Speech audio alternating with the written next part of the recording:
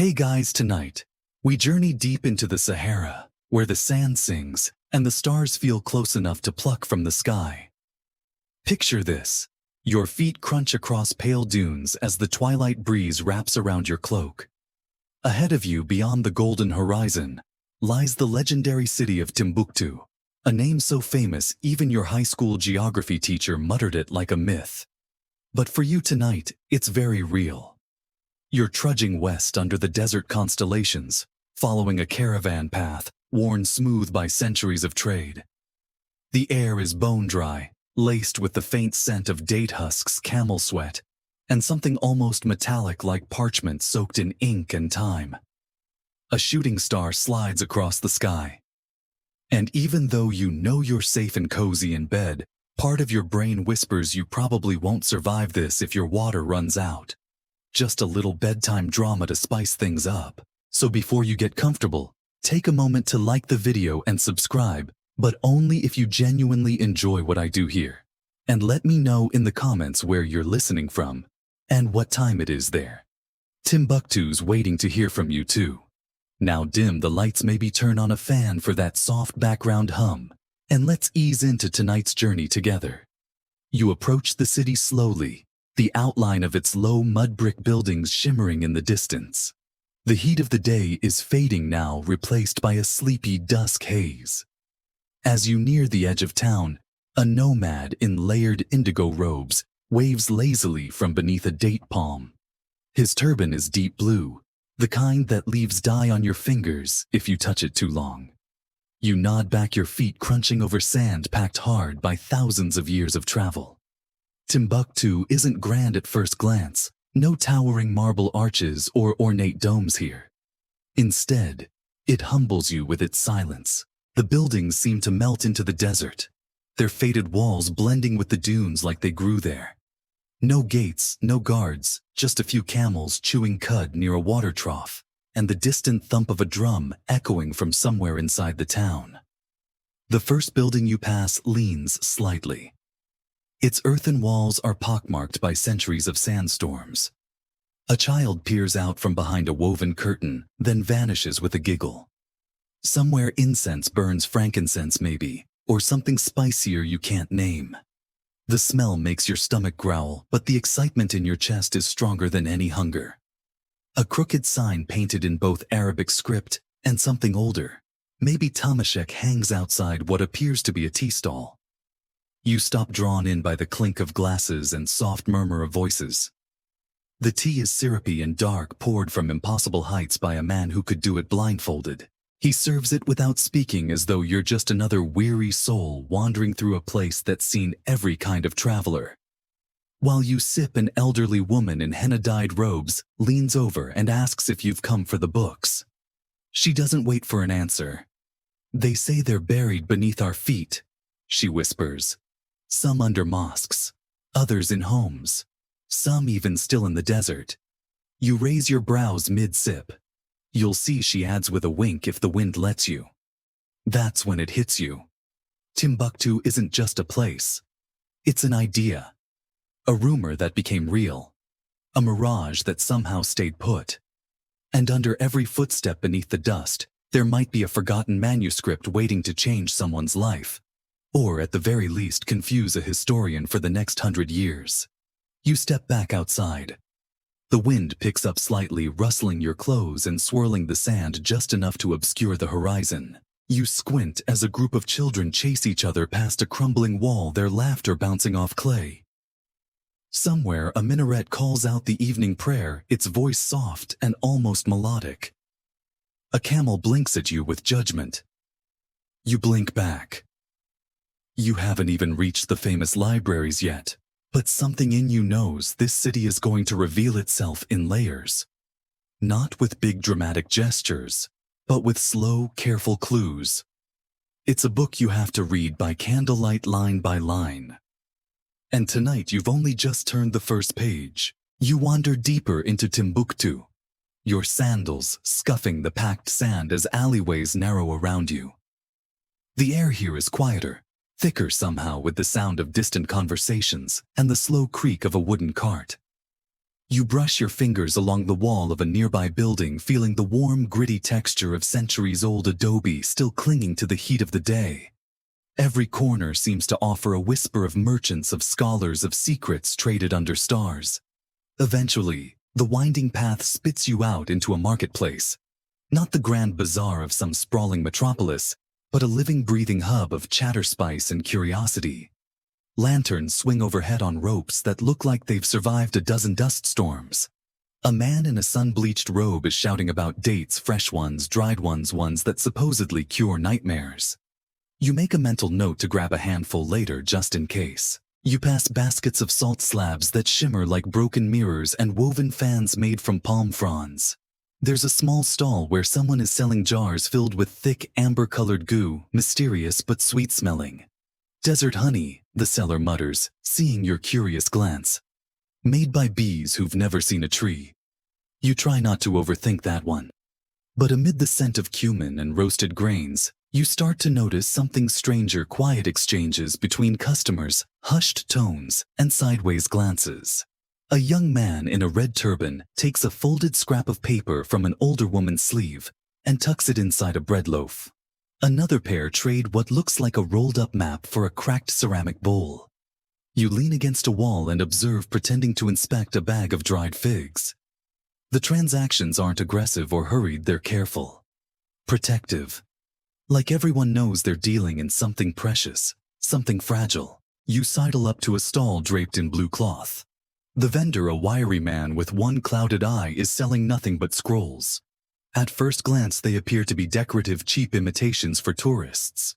But as you ask in your most polite tone, he shifts his body to block a portion of the table and taps a woven mat behind him. He kneels slowly and lifts a corner of the mat, revealing a low wooden box. From inside, he pulls out a bundle wrapped in linen. When he opens it, your breath catches. It's a manuscript. A real one. Thick, dark ink on soft vellum, the Arabic script arcing and curling like vines in the margins. You don't need to read it to know it's old, older than the cart you passed, older than the tea shop, older than half of Europe's universities. You glance around, half expecting someone to shout or snatch it away. But the vendor just watches your face with an unreadable smile. This one, he says, belonged to a man who spoke with stars. You try not to smirk. An astrologer. He shrugs. Or a poet. Same thing in Timbuktu. Historians still argue whether these markets ever truly traded manuscripts in daylight, or whether that's just romanticized hindsight. But here, in the hushed stillness between sandal stalls and roasted millet, you feel the story settle into place. Books changed hands like spices, like salt. Quietly. Carefully. Because here literacy wasn't rare, it was revered. To own a manuscript was to carry a lantern through the darkness. To trade one was to pass that lantern on. You thank the vendor, unsure whether the smile he gives you is kindness or challenge. The scroll is returned to its wrappings, hidden once more. As you walk away, a child brushes past you holding a tightly rolled page in one hand and a flatbread in the other. You want to ask if she can read it, but she's already turned a corner and vanished into the crowd. You meander through the square, noticing how many people carry books tucked into belts, bags, and headscarves. Not all of them look valuable, some might just be lists or prayers, but the presence of paper is constant. And it's not just Arabic you glimpse. There's Songhai scribbled on scraps. Tuareg symbols impossibly geometric. Maybe even hints of Hebrew or Latin if your tired brain isn't just seeing things. An old woman sits behind a low table with nothing for sale but charcoal and paper. For copying, she tells you. When your ink runs dry. You ask how many scribes live in the city. She chuckles softly. Enough to keep us whispering. The call to prayer returns gentler now as dusk settles in fully. The market quiets. Vendors roll up their wares. Children chase each other through arches and the smell of simmering lentils floats from a nearby clay oven. You realize you've been standing still for minutes, unsure whether to follow the scent or the scholars. For now you choose scent. You let yourself drift toward the food, half hypnotized, while your mind lingers on what you just witnessed, Silent exchanges of books in a city made of dust, where knowledge moves like shadows. You chew slowly, savoring something spiced and soft, and wonder how many secrets pass through this place unnoticed. How many books sat unrecognized on dusty shelves, their words waiting for someone to ask the right question. You promise yourself tomorrow you'll find a real library. But for tonight you listen to the quiet hum of a city that never quite gave up on paper. The next morning arrives gently with sunlight slinking between the narrow streets and turning every speck of dust into gold. You stir beneath a cotton blanket in the corner of a mud brick guest house, the kind that looks like it might collapse under the weight of its own history. There's no alarm clock, just the cooing of doves, the distant cough of a donkey, and the muffled clatter of pots downstairs. You stretch, yawn, and blink into the pale morning light. Outside, Timbuktu feels different, more alive, but also more secretive. The market bustle has quieted into murmured errands and the sweep of brooms over stone. You wander aimlessly until your feet carry you to the edge of town, where a hunched figure is crouched over the sand tracing lines with a crooked stick. He's an old man, wrapped in layers of faded blue, a thick cloth wound around his head to protect against the heat. You pause at a polite distance, unsure if he's drawing maps or playing a game. Without looking up, he asks, "Do you know how to read the sand?" You blink. "I can barely read my own handwriting." He smiles, then gestures you closer. The lines in the sand form a crude diagram. Dots, loops, tiny symbols arranged like constellations. "Trade routes," he murmurs. "Weather patterns. Places where books used to hide." You glance around, half expecting to see signs or plaques, but there's nothing, just sand and sun, and the dry rasp of wind against your ears. "The desert remembers," he says, tapping his stick. "It forgets only what we forget to tell it." You crouch beside him, letting your hand hover over the markings. The sand is warm but forgiving, shifting gently under your fingers. He points to one symbol that resembles a flower. Here, a manuscript was buried in a gourd. 40 years ago, maybe more. The family who owned it was afraid too many soldiers coming through. "Did they ever come back for it?" you ask. He shrugs. "Who knows, but the gourd still might." Historians still debate how many texts were hidden in the desert during times of war and colonization. Some say thousands, others say that's wishful thinking. A few even claim that entire libraries were deliberately scattered, pages sealed in jars, scrolls wrapped in goatskins, and tucked under boulders or buried in dry riverbeds. What's more surprising is how many of these rumors have proven true. The man draws another symbol, a spiral this time, and tells you how winds can reveal what men forget. "The dunes shift," he explains, "and sometimes after a good wind, a corner of parchment peeks out like a whisper." He reaches into his satchel and pulls out a brittle fragment barely larger than your palm. The script is faded, nearly invisible, but the shape of the ink remains a looping hand, patient and precise. "Found this near Essakane," he says, "right after the last Harmattan." You stare. "And what does it say?" He laughs. "I was hoping you'd tell me." You glance again at the sand, realizing it's less like a blank page and more like a palimpsest. 1,000 years of wind and memory written over itself, waiting for someone to ask the right questions. You thank the old man and continue your walk, the sand diagram already fading behind you. But something in your stride changes. You look more closely now, at cracks in the walls, at unusually placed stones, at palm fronds tied too neatly. Every detail might be a clue. Every mound of dirt could hide a gourd, a scroll, a secret. You pass by a crumbling outer house with walls patched in 3 different shades of clay. A woman stands outside, hanging strips of dyed fabric to dry.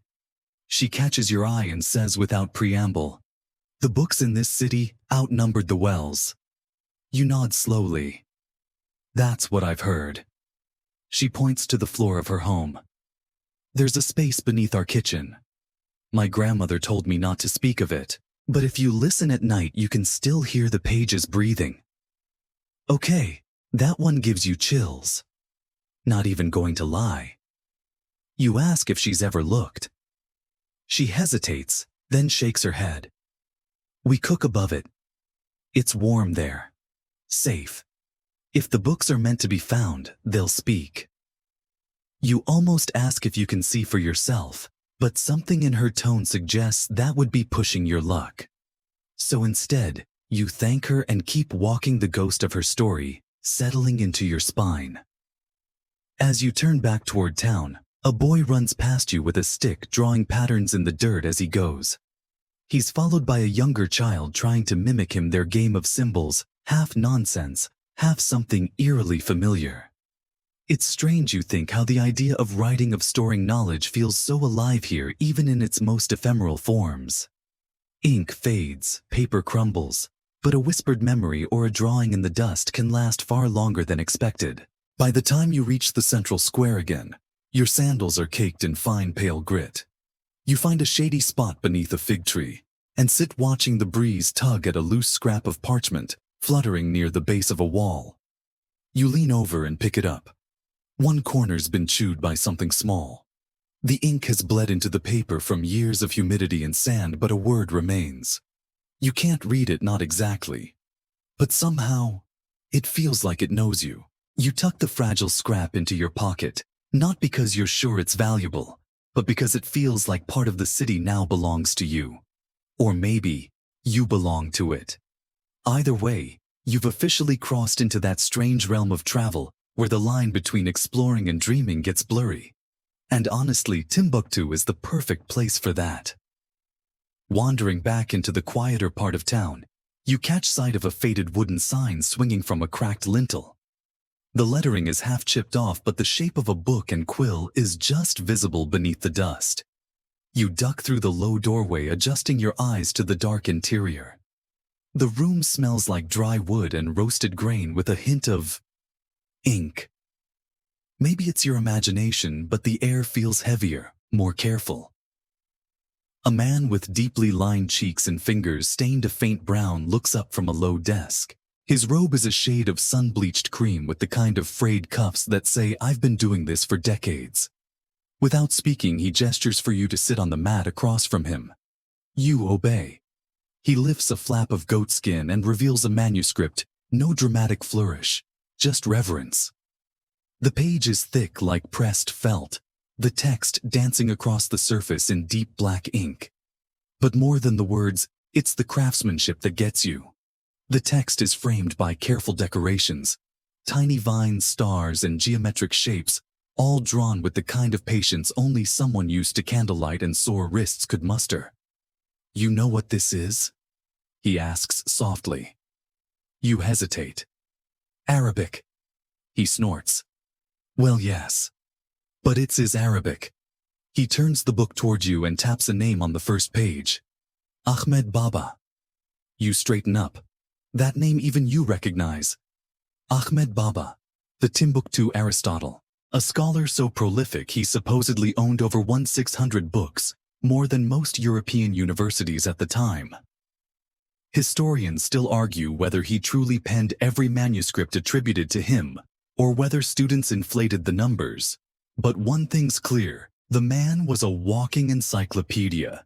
Before encyclopedias were cool. He was arrested by the Moroccans, the scribe adds, flipping the page carefully.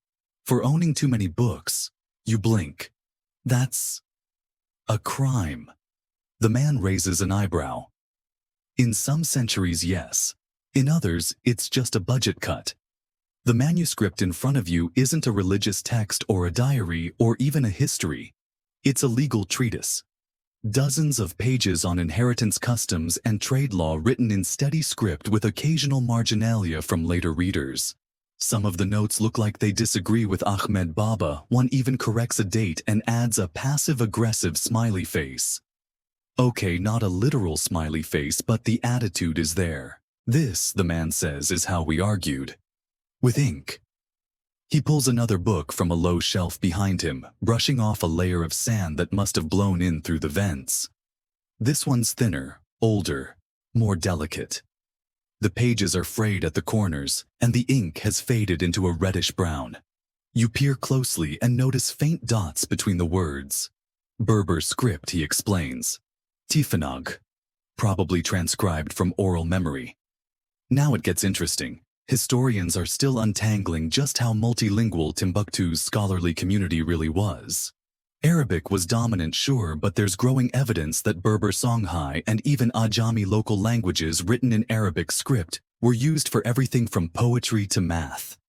You squint. Is this a translation? The scribe shrugs. Or the original. We don't always know which came first. He lets you hold the book for a moment. It's heavier than you expected despite its size. The pages almost hum, not like a sound, but like the feeling you get when holding something that remembers more than you do. Many of these were copied by hand, he says. By students. In candlelight. While fasting. You think your phone screen hurts your eyes. You smile. He pours you a cup of something thick and nutty, some kind of local brew meant to keep the mind sharp and the belly quiet. As you sip, he opens a narrow drawer and pulls out a scrap of cloth. Unfolded, it reveals an inkstone, a quill carved from a reed and a pouch of dry powder. Want to try? He asks. And suddenly you're in it. He shows you how to grind the powder with a few drops of water, forming a dark paste. The scent is earthy and vaguely metallic, iron gall maybe, or crushed berries or something he refuses to identify. Trade secret, he grins. You dip the reed into the ink and try your hand at copying a few characters. Your first line is a disaster, blotchy, crooked, and definitely insulting someone's ancestors. But by the third attempt, you're almost legible. Maybe.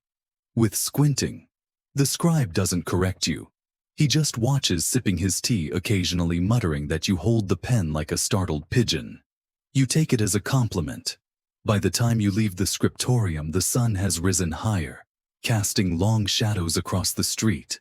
Your fingers are stained, your posture's worse, and your head is buzzing not from caffeine, but from the quiet power of what you've just experienced. Back in your guest house, you unfold the parchment scrap you found earlier and lay it beside your ink-stained fingers.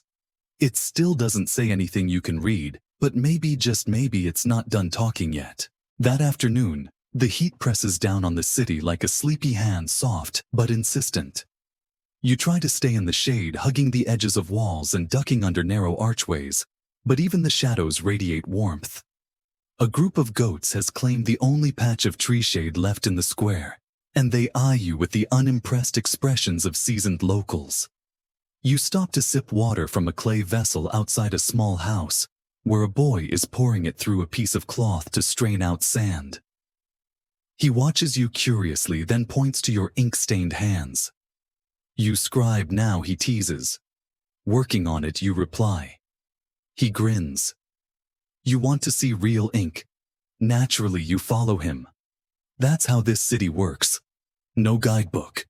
No brochure, just whispered invitations from children who know more than university professors. He leads you through twisting alleys, past walls coated in faded prayers, until you reach a low courtyard where the air smells of smoke ash and something sharp like citrus rind. There, a man is grinding something in a shallow stone bowl, his fingers blackened and precise. His beard is streaked with white, his eyes sharp as needles. Around him are rows of ceramic pots, bundles of reeds and stained rags in various hues of red, brown, and indigo. This is the ink maker, the boy announces like he's bringing a guest to a wizard's den. The man looks up, eyes you briefly, then nods. No greeting, just an invitation to sit. On the stone slab in front of him, he's crushing what looks like dried pods and bits of bark. Acacia, he explains. From the Niger Bend. For binding. He adds a splash of liquid from a dark bottle and continues grinding until the mixture turns syrupy and dark. It smells earthy like roots and old paper with just a hint of vinegar. You want black ink, you need patience, he says. You want red ink, you need to make sacrifices. You hope he's joking. He's not smiling. He shows you a separate jar of crushed cochineal, tiny dried insects that produce a rich crimson when mixed with water and alum. For titles, he says. And for love letters. You raise an eyebrow. There were love letters. He grins finally. Every library has a few. The librarians pretend they're philosophical dialogues. Historians still argue about how much non-religious, non-legal content existed in Timbuktu's manuscript tradition. The popular image is one of Quranic commentary and jurisprudence, but fragments of poetry, astronomy, medicine, even romantic stories have been found tucked between more formal works. Some scholars believe the real Timbuktu libraries were much more diverse than previously imagined. Others insist that's just academic wishful thinking. The inkmaker doesn't seem to care about the debate. He's too busy straining his mixture through a piece of silk cloth and testing the color on a strip of parchment. Not too thick, he murmurs. The heat will ruin it. But too thin, and it fades before the story ends. You try dipping a reed into the red ink and drawing a small shape, a circle, a star, a spiral. The color bleeds gently into the page, as if it's been waiting there all along. It's satisfying in a way your phone's touchscreen never will be. The man explains that certain inks were considered trade secrets. Recipes were handed down within families, sometimes only to the eldest child. Some used gum arabic, others fermented plant pulp. One family, he claims, used goat bile and desert figs. You want to believe he's exaggerating. He isn't. Before you go, he gifts you a tiny bundle of dried leaves wrapped in cloth. Boil with water, he says. Add vinegar if you want darker lines. You thank him, bow slightly, and leave with your fingers once again stained in strange new ways. The boy leads you out, skipping ahead and singing something in Songhai that includes your name, or at least a version of it that now exists in local legend. As you walk, you glance down at your inked paper, now dried and curling at the edges. The spiral you drew almost looks like the one the sand reader had etched earlier that morning. Coincidence, maybe. Or maybe Timbuktu is full of patterns that only make sense if you stop trying to make sense of them. Back near the center of town, you notice a cluster of men seated on mats outside a large building with elaborately carved wooden beams. They're deep in discussion, their voices hushed but passionate, occasionally gesturing toward books spread between them like playing cards. Curious, you inch closer. The debate seems to be over a single paragraph in a text, possibly legal, possibly theological, possibly both. One man argues about interpretation, another about the quality of the ink itself. A third interjects with a quote from a 14th century scholar you've never heard of. You sit at the edge and listen. No one asks who you are. No one tells you to leave. In this circle, knowledge is not owned, it's circulated like air or water. You don't have to know everything. You just have to be curious. One of the men turns to you and asks, "What do you think the author meant by, 'Justice is a borrowed thread'?" You freeze. He smiles, not unkindly. "Don't worry. We're still debating it too." You offer a clumsy thought about truth and time and how borrowed things tend to stretch. The circle hums with agreement or polite tolerance. It's hard to tell. Either way, you've now officially participated in a centuries-old scholarly debate with strangers, and possibly become part of someone's footnote. As the sun begins to lower, casting long golden shadows, you rise and begin your walk home. In your hand is the paper spiral. In your pocket, the ink bundle. In your head, a borrowed thread you still haven't quite unraveled. That night, the city exhales. The heat retreats, shadows stretch, and the sounds soften into a lullaby of distant drums and creaking doors. You lie awake on a thin mattress, staring up at the cracked plaster ceiling of your room. Somewhere nearby, someone is whispering a prayer. Somewhere farther off, a goat sneezes. You rise, drawn by something unspoken. Maybe it's the thread from earlier tugging gently. Or maybe it's the low rumble of curiosity that's become the steady heartbeat of this entire journey. You step into the night wrapped in a shawl, bare feet scuffing the cool earth. The moonlight is strong enough to see without a lamp. In fact, it makes the whole town feel strangely otherworldly, walls, glowing silver shadows deep enough to fall into. You head toward the edge of the city where the buildings thin and the dunes begin again.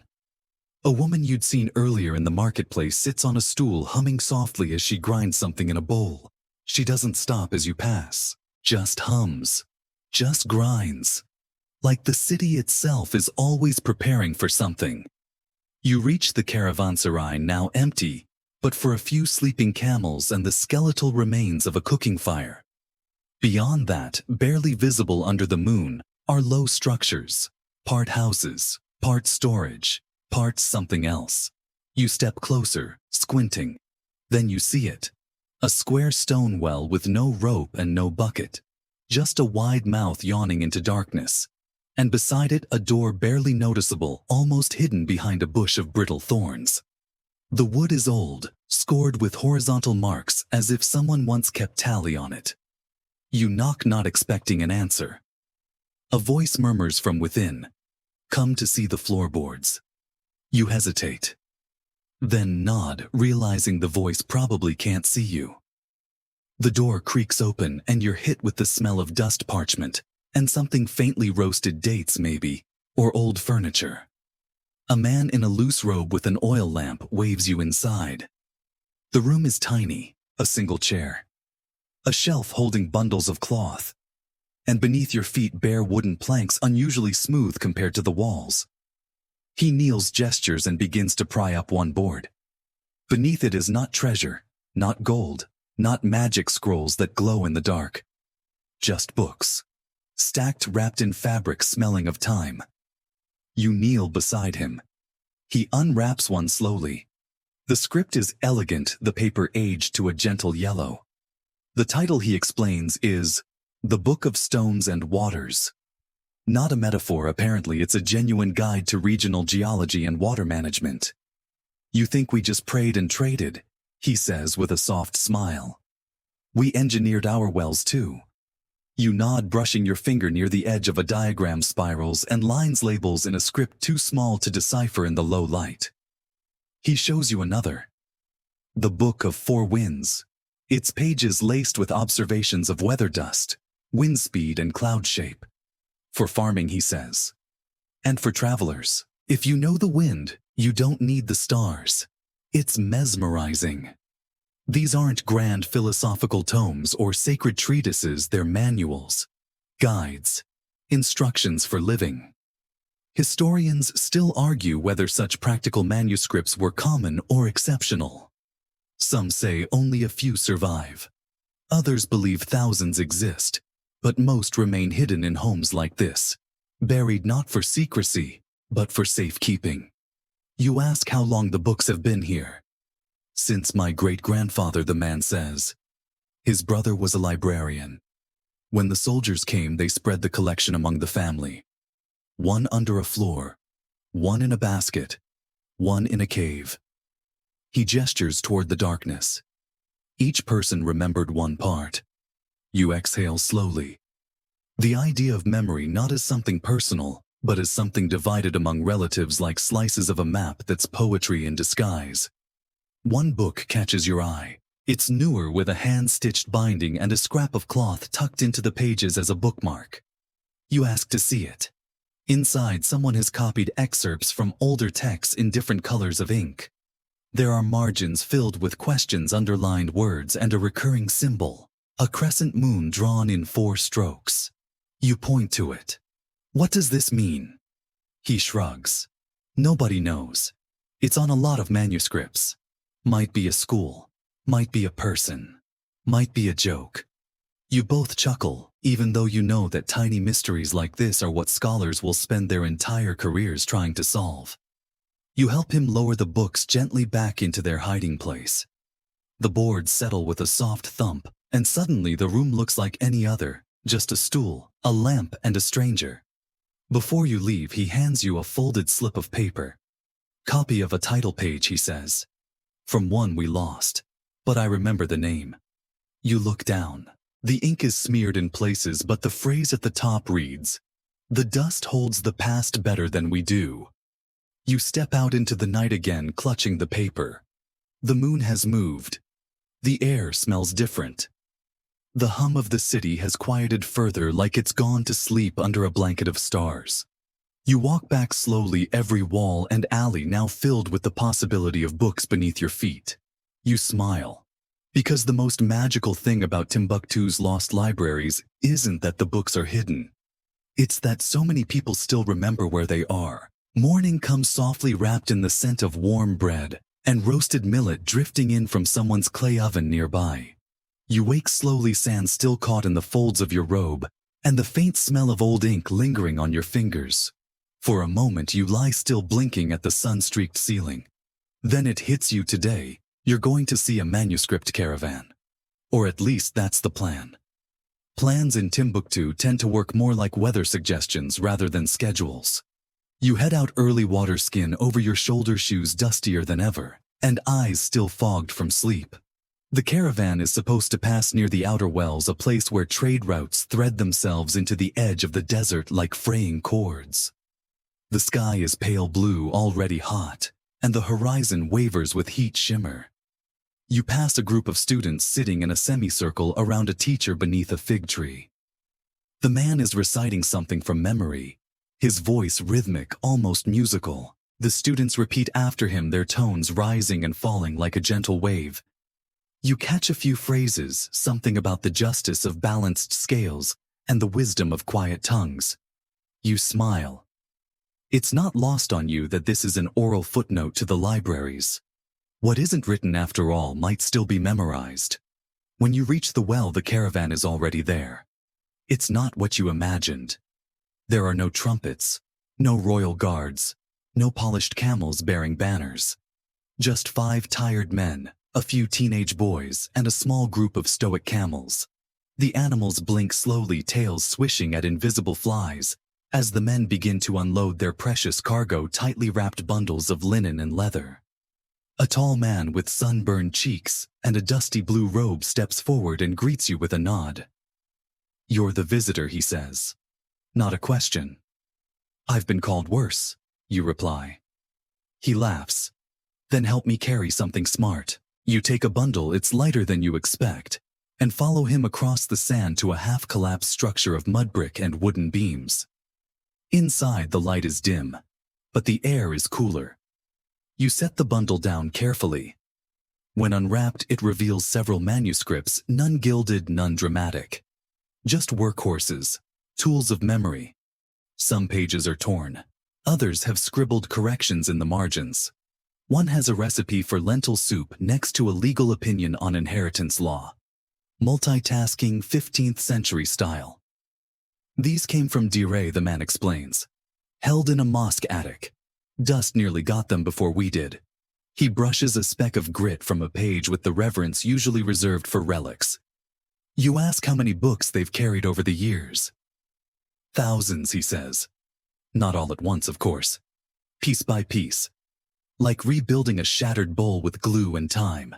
Historians still argue how many manuscripts were smuggled out of Timbuktu during times of conflict, and how many were later brought back. Some believe the numbers are inflated heroic tales told to inspire donors and preserve morale. Others insist that entire family networks coordinated secret caravans for decades, ferrying knowledge across dunes, rivers, and borders, one donkey at a time. You're beginning to believe the truth is both. Some rescues were legendary. Some were just quiet acts of love with no audience at all. The man shows you a small ledger, a kind of tracking list, each line marked with a date, a name, and a coded symbol. Not every book has a title. Sometimes it's green leather binding with scratch on back. Sometimes just poetry, sad probable fire damage. You point to a curious entry, the book of questions that disappear. He grins. That one was blank. But someone kept it anyway. You help sort a few volumes, stacking them on a low wooden shelf. Each one smells faintly different. Some musty, some sharp, some like cloves. You begin to notice patterns, the use of red ink for titles, the careful spacing of lines, the sometimes haphazard page numbers. One scribe you discover apparently got bored halfway through and began doodling stick figures in the margins. One of them is holding a camel. You don't know whether to laugh or cry. Here the man says, handing you a book with a pale green cover. "This one's special." You open it carefully. It's a treatise on star charts, pages filled with diagrams, phases of the moon, and calculations drawn with obsessive precision. The scribe had clearly cared deeply about getting it right. There are no jokes here, no doodles, just a mind trying to map the sky with pen and ink. You flip to the final page. There beneath the last chart is a single line in smaller script. If I am wrong, the stars will forgive me. You close the book gently. The day wears on. The sun climbs higher. The caravan leaders prepare to move again, this time toward a secure storage house in town. You offer to help, and they accept without fuss. Just one more pair of hands. One more link in the long, slow rescue of memory. As you walk with a bundle on your back, you wonder how many other cities in the world would treat books like sacred animals. Fed, watered, carried gently across deserts, whispered about in alleys, protected with secrets and sandals and hope. You don't know where these manuscripts will end up. Some may be digitized. Some may go back underground. Some might vanish again. But today they're moving. They're breathing. And for a few quiet hours, you're part of the story they tell. You spend the evening with aching arms and dusty clothes. But there's something oddly satisfying about manual labor that involves ancient books instead of crates of oranges. The caravan has delivered its last bundle for the day, and the camels are huffing with well-earned exhaustion, finally being led away for water and rest. As the twilight deepens, your guide from earlier, the tall man with the sunburned cheeks, waves you over to a low building with a rounded dome. You've earned some parchment therapy, he jokes. Come see where the real magic happens. You follow him through a narrow door into a dim, lamp-lit space. Inside is a long wooden table and a series of odd contraptions, frames with stretched hides, stone weights, brushes made from animal hair, and bowls of liquid. You instinctively decide not to sniff too deeply. This isn't a library. It's a restoration room. You watch as a young woman carefully lifts a warped manuscript from a shallow tray. Her hands are gloved steady as the moon, and her face shows the kind of patience usually reserved for monks or people waiting for someone to reply to a 2-day-old text message. This one came from a basement, she says. Had termites. We won the battle. Barely. The pages are speckled, fragile, and slightly curved from years of damp. She places a sheet of fine cotton over the text and begins dabbing gently with a sponge. You wince. She doesn't flinch. It's like cleaning a spider's web with a toothbrush, your guide says quietly. Every move matters. And you still ruin 1 in 10. You look around. Some books are drying on racks. Others are spread open like sleepy bats. One is being stitched together with threads so fine it's practically invisible. What's that one, you ask, pointing? Medical manuscript, she replies. Mostly herbal cures, and one very detailed recipe for goat stew. Not sure if that's for the patient or the doctor.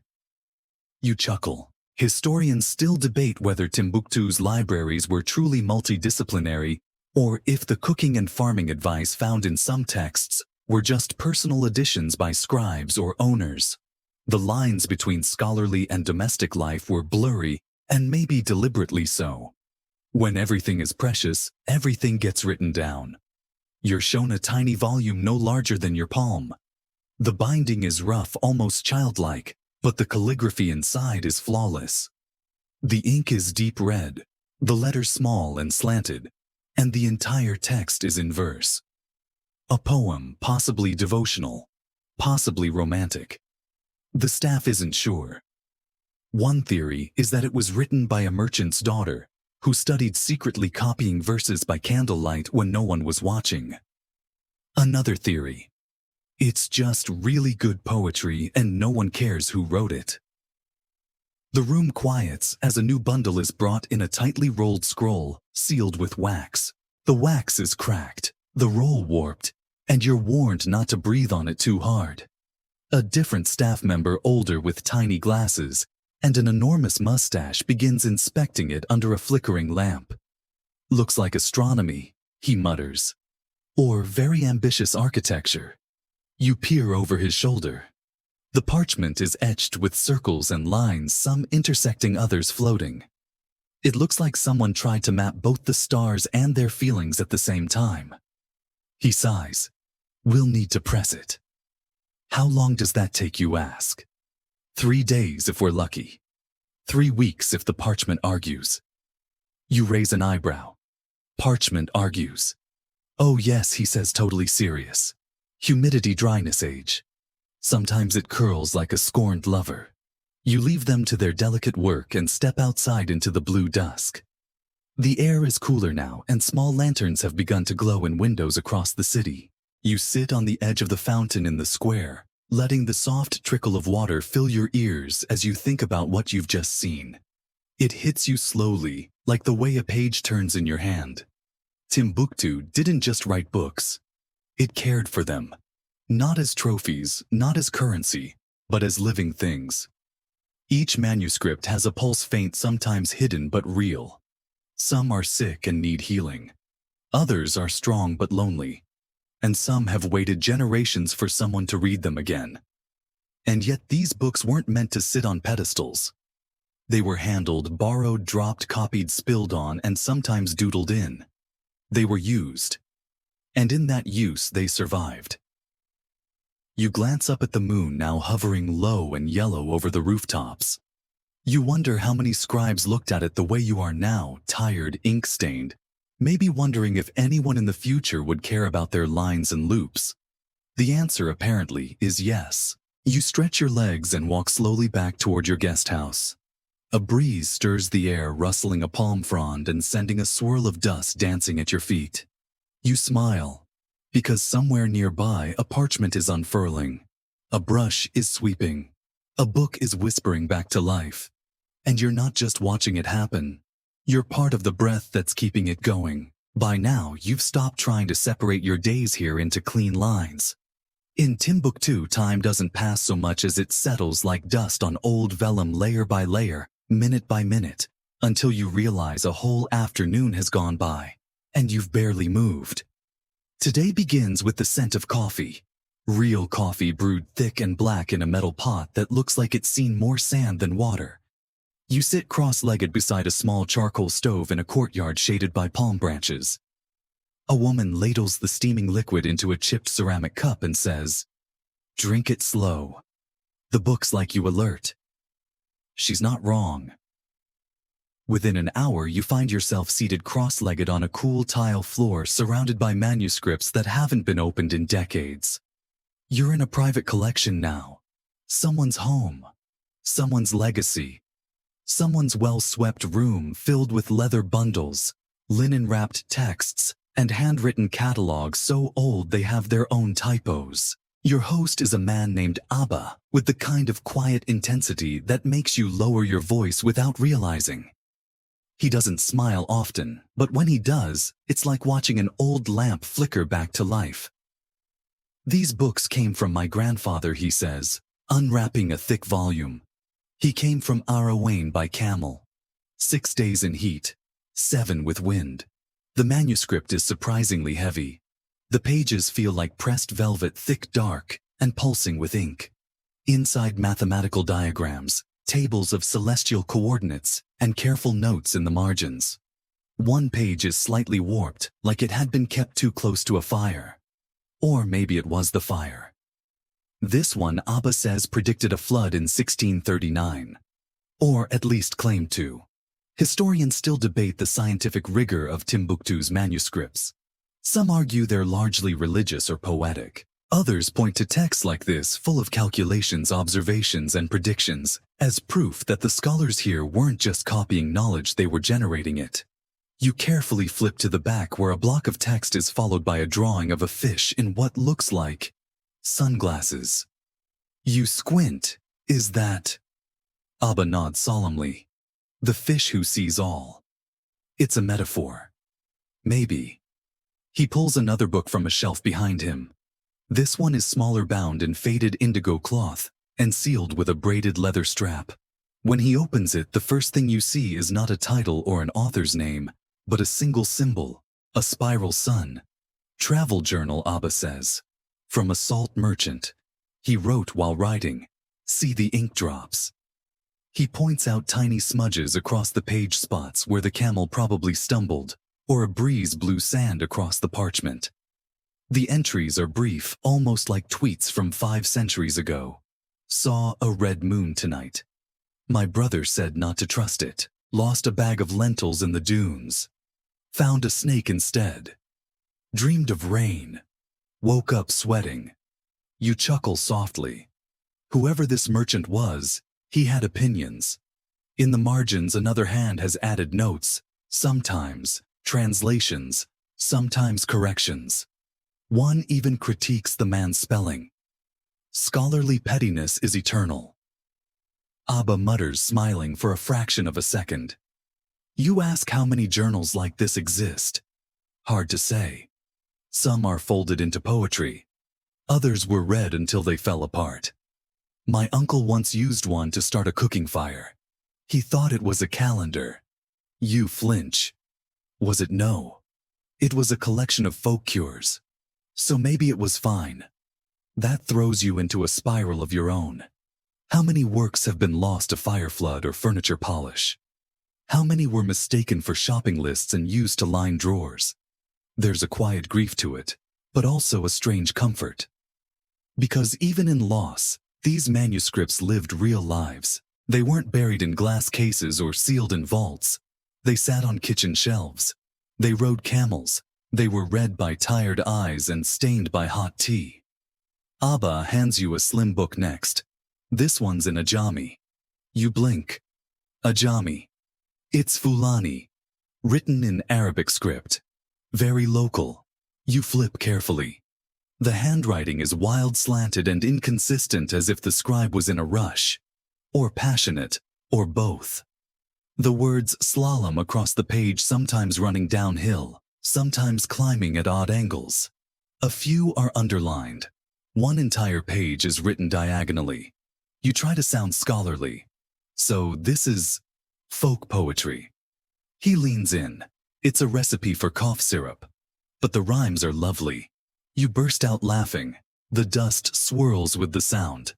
Later, Abba shows you his family's catalog, a single leather-bound volume, filled with handwritten descriptions of every book they've ever held. It's more storytelling than inventory. One entry reads, Manuscript 147, a treatise on shadows half burned in the kitchen fire. Survived. So did the bread. Another manuscript 212, mathematics heavy. Weighed down every camel. Worth it. You ask if there are any manuscripts they don't have anymore. He nods slowly. At least 30. Maybe more. Some were borrowed and never returned. Some were taken. Some... we don't know. He doesn't elaborate. He doesn't need to. You help him return the books to their bundles, wrapping each in soft cloth, sliding them gently into clay niches carved into the wall. It feels like tucking in a house full of grandparents. Before you go, Abba gives you a folded scrap of parchment. On it is a short poem handwritten in green ink. If you must go, take only this. The page remembers what the lips forget. You hold it gently, not because it's old, but because it's true. Outside, the sun has begun its slow descent behind the dunes. The air hums with stillness. You stand for a moment, watching the dust rise and fall with each passing step. And you realize something. Timbuktu isn't famous because of its books. It's sacred because so many people never stopped reading them. By now, your fingers move instinctively. When you see a bundle of linen-wrapped parchment, you no longer hesitate before untying the knots. You've developed the manuscript touch, that slow, careful lift, where breath is shallow and palms hover before landing. It's not skill so much as reverence. And in Timbuktu, that's better than any degree. Today you're invited to a school. Not a modern one, though. It does have walls and a blackboard. This is a madrasa, one of the oldest in the city, tucked beside a quiet mosque, where the call to prayer melts into the rustling of leaves. The schoolyard is dusty and shaded by a single knotted tree. Students sit on mats or squat in doorways, wooden writing boards on their knees, eyes sharp, hands inked. You're introduced to a teacher named Idrissa, a gentleman with sand-colored robes and the calm voice of someone who's explained the same thing for 30 years and still finds it beautiful. He welcomes you with a slight bow.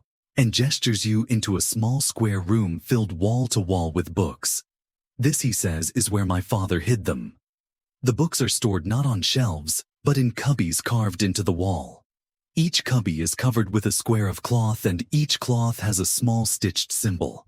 A sun, a crescent, a spiral, a camel. You ask what they mean. They're reminders, Idrissa says. Most of us couldn't read the labels, but we remembered the signs. My uncle always said the moon held astronomy and the camel meant long-distance trade. You settle onto a cushion as he removes a cloth marked with a fish. Inside is a stack of manuscripts bound with palm fiber. He opens the top one and reveals math. And not just any math, commerce math. There's a whole section on Waite's silver purity debt collection, he says. Some of it's based on Egyptian texts, some local inventions, and some. He taps a diagram we're still trying to understand. You examine a chart labeled with unfamiliar symbols. It seems to calculate exchange rates for salt grain and cloth based on caravan seasons. Historians still argue whether these kinds of texts indicate a full-fledged economic theory, or whether they were just practical guides for merchants on the move.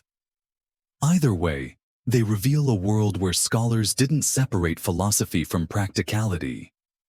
Knowledge wasn't just abstract. It was carried in saddlebags and used to negotiate camel prices. Idrissa opens another book and points out a set of annotations in the margins. This one's from a teacher who disagreed with the author. He wrote, "Your assumptions rely too heavily on blessings and not enough on math." You grin. A gentle academic insult. He shrugs. Here, that's a declaration of war. He pulls another manuscript from the fish cubby, this one clearly older. The script is finer, tighter. There's a faint scent of cloves embedded in the parchment, as though someone stored it with spices at some point. Inside, astronomical tables, notes on lunar cycles, and an attempt at calendar reform. You pause at a margin drawing a bird with 3 eyes and what appears to be a tiny scroll in its beak. Idrissa peers at it. "I think that's an owl of wisdom, or a chicken with opinions." He laughs, a soft, rare thing. You ask how the school came to hold so many manuscripts.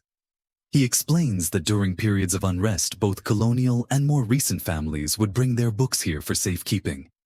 They trusted teachers more than banks, he says, and sometimes even more than family. Some were returned.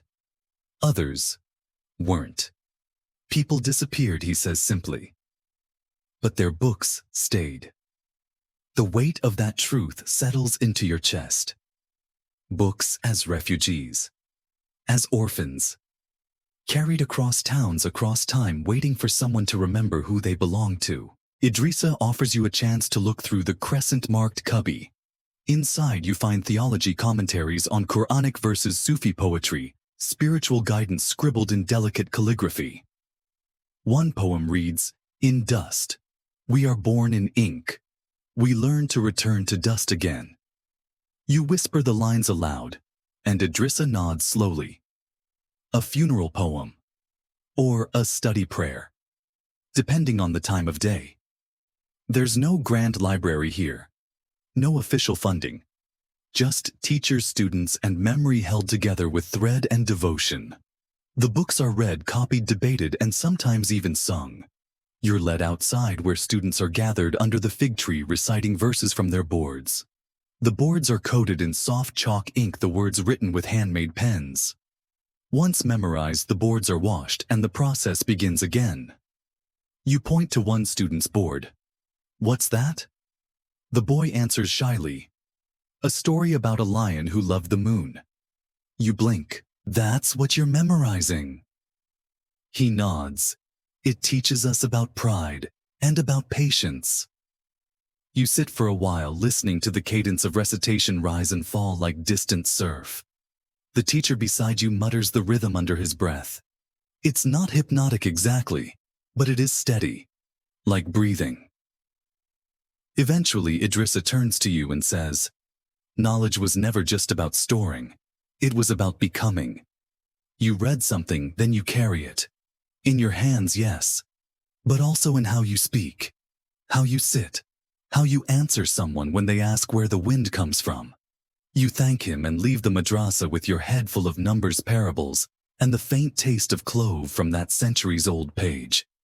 As you walk, you realize the real legacy of Timbuktu isn't just written in ink.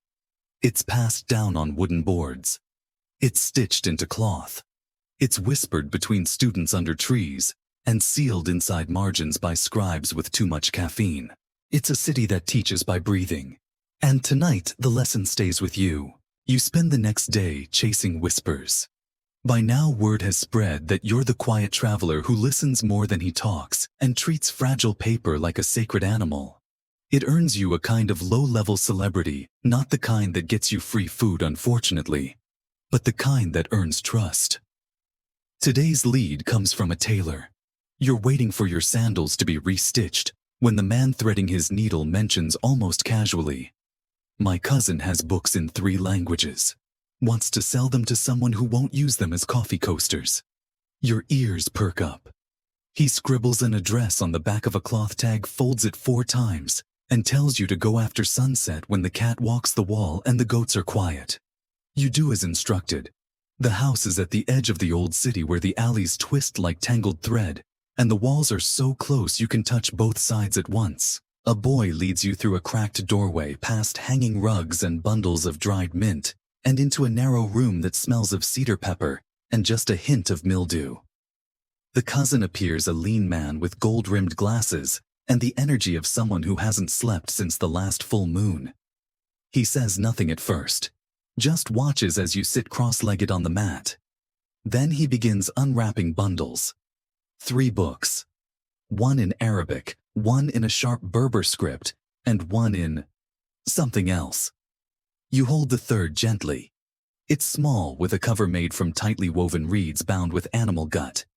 Inside, neat black script written left to right. You blink. Latin. Your host nods. A missionary. Left behind or forgotten. Or maybe traded for shoes. Historians still debate just how many foreign texts passed through Timbuktu and in how many languages. We know Arabic was the dominant scholarly tongue, but there's increasing evidence of multilingualism among the scribes and scholars, Berber, Songhai, even Hausa and Hebrew. And once in a while something stranger appears. The Latin manuscript appears to be a commentary on plants, identification, preparation, and medicinal uses. There are small, beautiful illustrations inked in red and green leaves, with labeled root seeds in cross-section, even a badly drawn goat with a magnified spleen. You glance at your host. "Did you read this?" He shrugs. "I don't read Latin. But plants are plants." You open the Berber manuscript next. The script is unfamiliar, angular, with long vertical strokes that dance like reeds in wind. It's about salt, he says. Trade weights. Color grades. How to spot fake slabs. The pages are worn oily in places. Clearly used. Probably hauled across dunes, consulted under starlight, maybe even shouted over by arguing merchants. Then comes the Arabic text. This one is different. The pages are darkened with age, but the calligraphy is stunning, each letter drawn with the precision of a surgeon. The margins are filled with symbols, arrows, stars, tiny boats.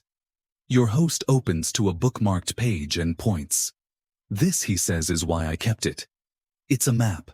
Not a modern map, no compass rose, no clean scale. But a depiction of the Niger River in looping ink, with towns marked in script and landmarks noted with miniature drawings, a well, a grove of trees, a particular shaped hill. It's mesmerizing. Some names you recognize, others you don't. Some towns may no longer exist. One drawing shows a camel with its mouth open as if mid-complaint. That one means it's a bad route, your host explains. Too dry. You spend over an hour examining the manuscripts, heart thudding with every new line of ink. These aren't just texts. They're conversations across centuries.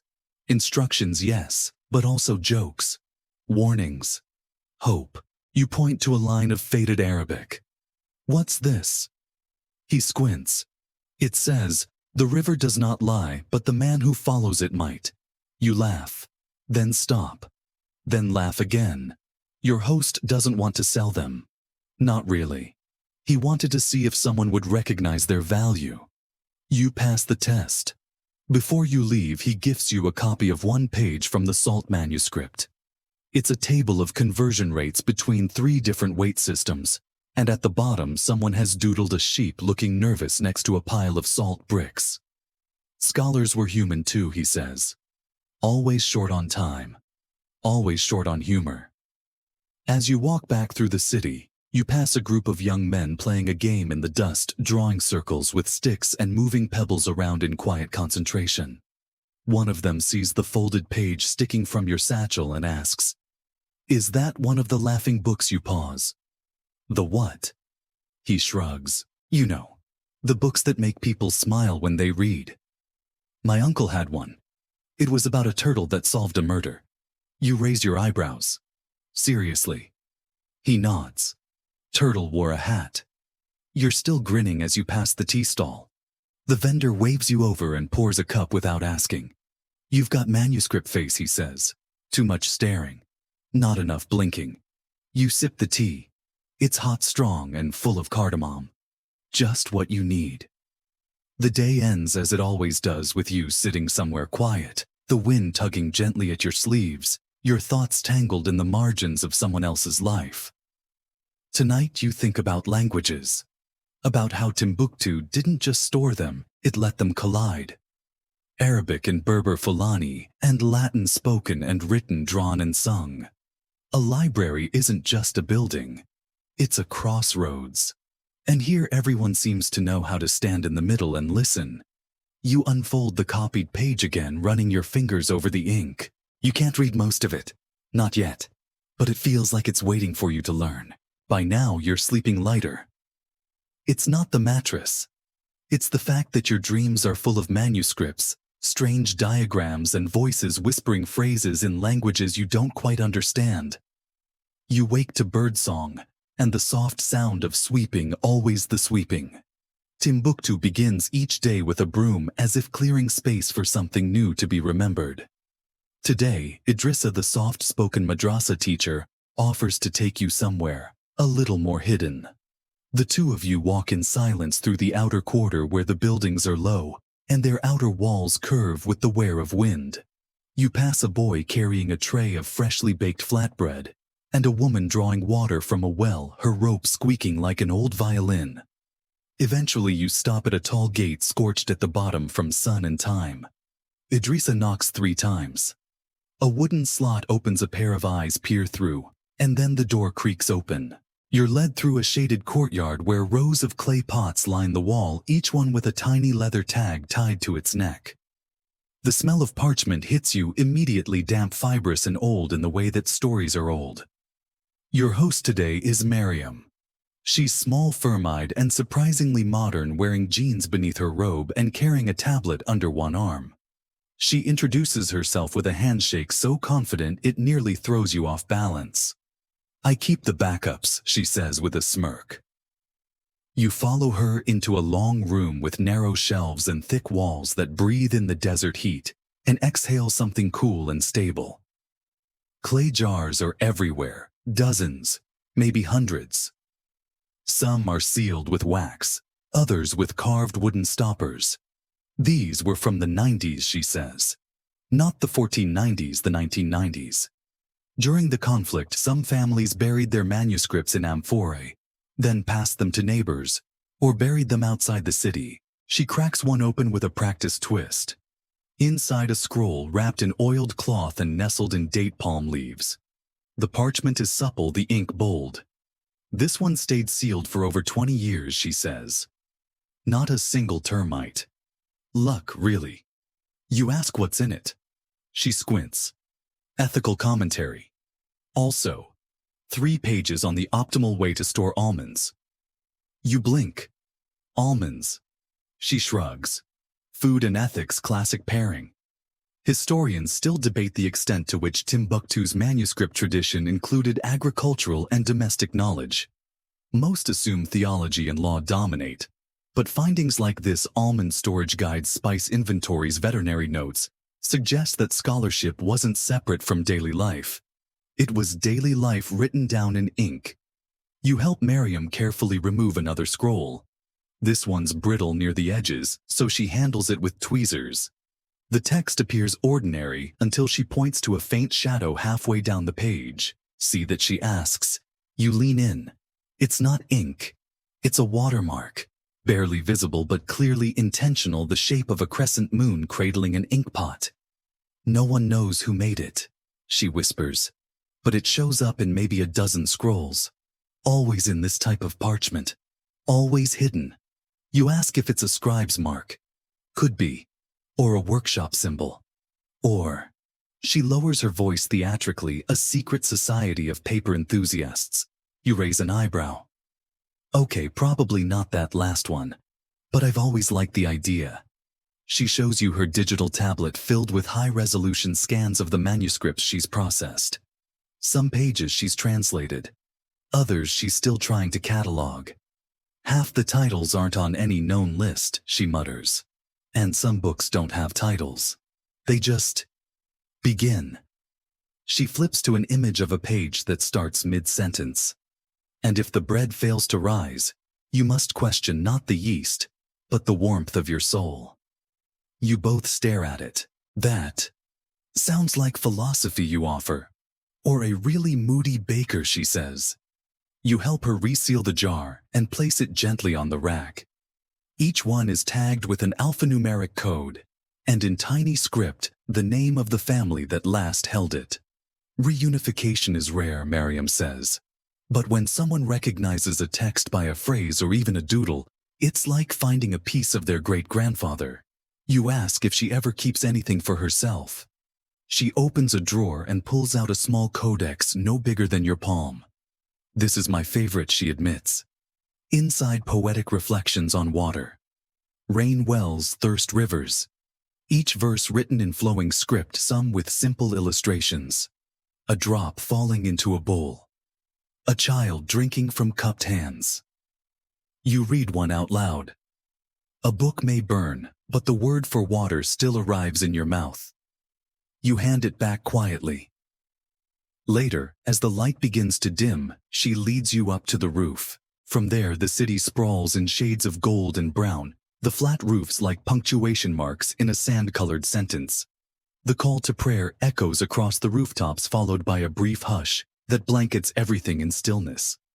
I used to think books lived in libraries, Miriam says softly. Now I think they live in people. The shelves just give them somewhere to sleep. You nod, unable to answer. Back at your guest house, you unwrap the page. She gave you a fragment from a calendar manuscript listing planting times, fasting periods, and a short note that reads, "Watch for the wind before you sow." It tells secrets. You smile. You've stopped thinking of Timbuktu's libraries as buildings. Now they feel like veins running beneath the homes, the streets, the people. Occasionally surfacing in a scroll, a joke, a single phrase someone remembers in the middle of dinner. The books are still here. They were never truly lost. They just moved closer to the heart. The next morning, you don't walk anywhere on purpose. You just let your feet choose. They seem to know their way now, skimming past mud brick corners and sun-warmed stones, stepping over the sleeping tail of a dog, pausing just long enough to nod at familiar faces who no longer look at you like a stranger. Eventually, your wandering leads you into a quiet alley, barely wider than your shoulders. It opens into a dusty courtyard, where a single tamarind tree leans heavily to one side. Beneath it sits a man on a low stool, scribbling furiously into a notebook with a pen that's clearly on its last leg. He looks up. You like puzzles? You shrug. Depends on the number of pieces. He gestures to the basket beside him. Inside scraps. Not manuscripts exactly, but fragments, corners of pages, slivers of torn binding, pieces of spine, water-stained parchment with barely legible ink. You peer in and feel the immediate, irresistible pull of a mystery. These are orphans, the man says. No full text. No title page. Just pieces that show up in baskets, back rooms, sealed jars. I try to figure out who they were. You sit cross-legged across from him, and ask how he got started. A manuscript fell apart in my hands, he says, and I couldn't let it die without knowing its name. He hands you a fragment, just 3 lines of text in faded black ink, the edges torn jagged and brown. You read, "The moon does not forget the night before." No title. No context. Just that. It's poetic, you say. Or it's a reminder to water the onions. Fair point. He shows you another. This one has only one word, al-majul. You ask what it means. The unknown. Of course it does. Historians still wrestle with the idea of how many manuscripts are lost, not because they were burned or stolen, but because they've been reduced to pieces. Tiny slips, misfiled, misread, or simply forgotten. In Timbuktu, the line between preservation and loss is often the width of a palm. Some scraps bear personal notes, a prayer, a price, a date. Others include drawings, a crude star, a cow with oversized horns, a man holding an umbrella in the middle of what appears to be a desert. You raise an eyebrow at that one. It rains more than people think, the man mutters, half defensive. Especially when you're not ready for it. You help him sort the pieces by ink color: black, brown, reddish, and green. Green usually means poetry or mysticism, he explains. Or recipes. Or curses. Scholars never agree. One fragment has a strange texture. You hold it up to the light and see thin fibers almost like fabric. Papyrus. He nods. Older than most, possibly Egyptian. Or recycled from a merchant's wrapping cloth. He places it in the maybe pile. That's where most things go. Not yes, not no, just maybe. It's oddly comforting. You notice one piece has musical notations, dots and lines above the text. He leans in, squints. Could be a prayer, he says, or a market jingle. One scrap we found last year had lyrics about how to sell cucumbers to people who don't like cucumbers. You laugh. Was it persuasive? Depends on your feelings about cucumbers. The sun begins to lean toward the west. You've spent nearly 3 hours sorting fragments, chasing ink ghosts, and asking impossible questions. But strangely, you don't feel tired. You feel stitched into something. The man offers you a cracked bowl of dates. You both chew slowly, watching the breeze shift the shadows of the tamarind leaves. Then he stands, dusts off his robe, and brings out a final basket sealed with wax lined with old wool. This one came from a rooftop, he says. Found in the wall of a pigeon house. He unwraps the cloth. Inside, a scroll no wider than your finger, bound with braided twine. You can tell immediately it's different. It's neater, less damaged, and the ink shines faintly in the light. He unties it slowly and spreads it on the cloth. What you see is unexpected. Tiny script in 3 languages. Arabic, Songhai, and something you don't recognize. The lines are stacked, each sentence appearing in all 3, like a multilingual dictionary or a scribe's private study aid. This, he says quietly, was likely written by someone trying to learn. The idea hits you hard. Not a teacher. Not a philosopher. Just a student centuries ago, sitting under the same tree, maybe struggling through grammar, trying to memorize verbs and proper tenses. And yet here it is. Centuries later, the ink still legible, the twine still holding. You ask if it's rare. He nods. Language learning texts almost never survive. They were used up, sweated on, discarded when the student finally understood. You stare at the page. What a beautiful thing to spend hours laboring over something, thinking it temporary, and yet unknowingly creating an artifact that will outlive you. The man carefully re-rolls the scroll and replaces it in the basket. He doesn't offer it to you. You wouldn't accept if he did. Before you go, he picks out a fragment with nothing on it but a single ink blot in the shape of a teardrop. This one always felt unfinished, he says. Like it meant to be something. But maybe this is what it meant to be. He hands it to you. No explanation. No translation. Just the blot pressed into your palm. You walk away slowly, fingers curled around the teardrop page, heart heavier in the best way. You don't know who wrote it, what they wanted, or whether they ever got to finish their thought. But you're carrying it now. And maybe that's enough. The air is thick with wind tonight. Not the dry, polite kind, but the kind that kicks up ghost dust and makes doors creak on their hinges. You pull your robe tighter, squinting as a gust whips a handful of sand against your cheek like nature's exfoliant. Somewhere nearby, a shutter slams and a dog lets out a single confused bark. This wind is called the harmattan, a seasonal traveler of its own, carrying Saharan dust all the way across oceans. In Timbuktu, people listen to it like a guest with stories to tell. You make your way toward a place locals only refer to as the house with too many books, which in Timbuktu is a bold claim. It turns out to be a low, wide building on a quiet street with cracked clay steps and a door that sticks halfway open as if unsure it wants to let you in. Inside, the scent hits you immediately: leather dust and that old paper musk that smells faintly of pepper and promises. You're met by a woman named Yafa, who wears half-moon spectacles and a scarf the color of turmeric.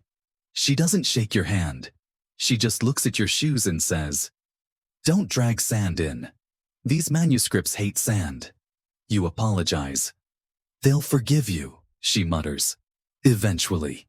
She leads you into the main room. And there, piled on benches stacked against walls and sorted into baskets like someone's very literate laundry, are books. Dozens. Hundreds. It's hard to tell. They don't sit on shelves, they lean, sprawl, tumble. The effect is chaotic and intimate, like you've just stepped into a centuries-old brain mid-thought.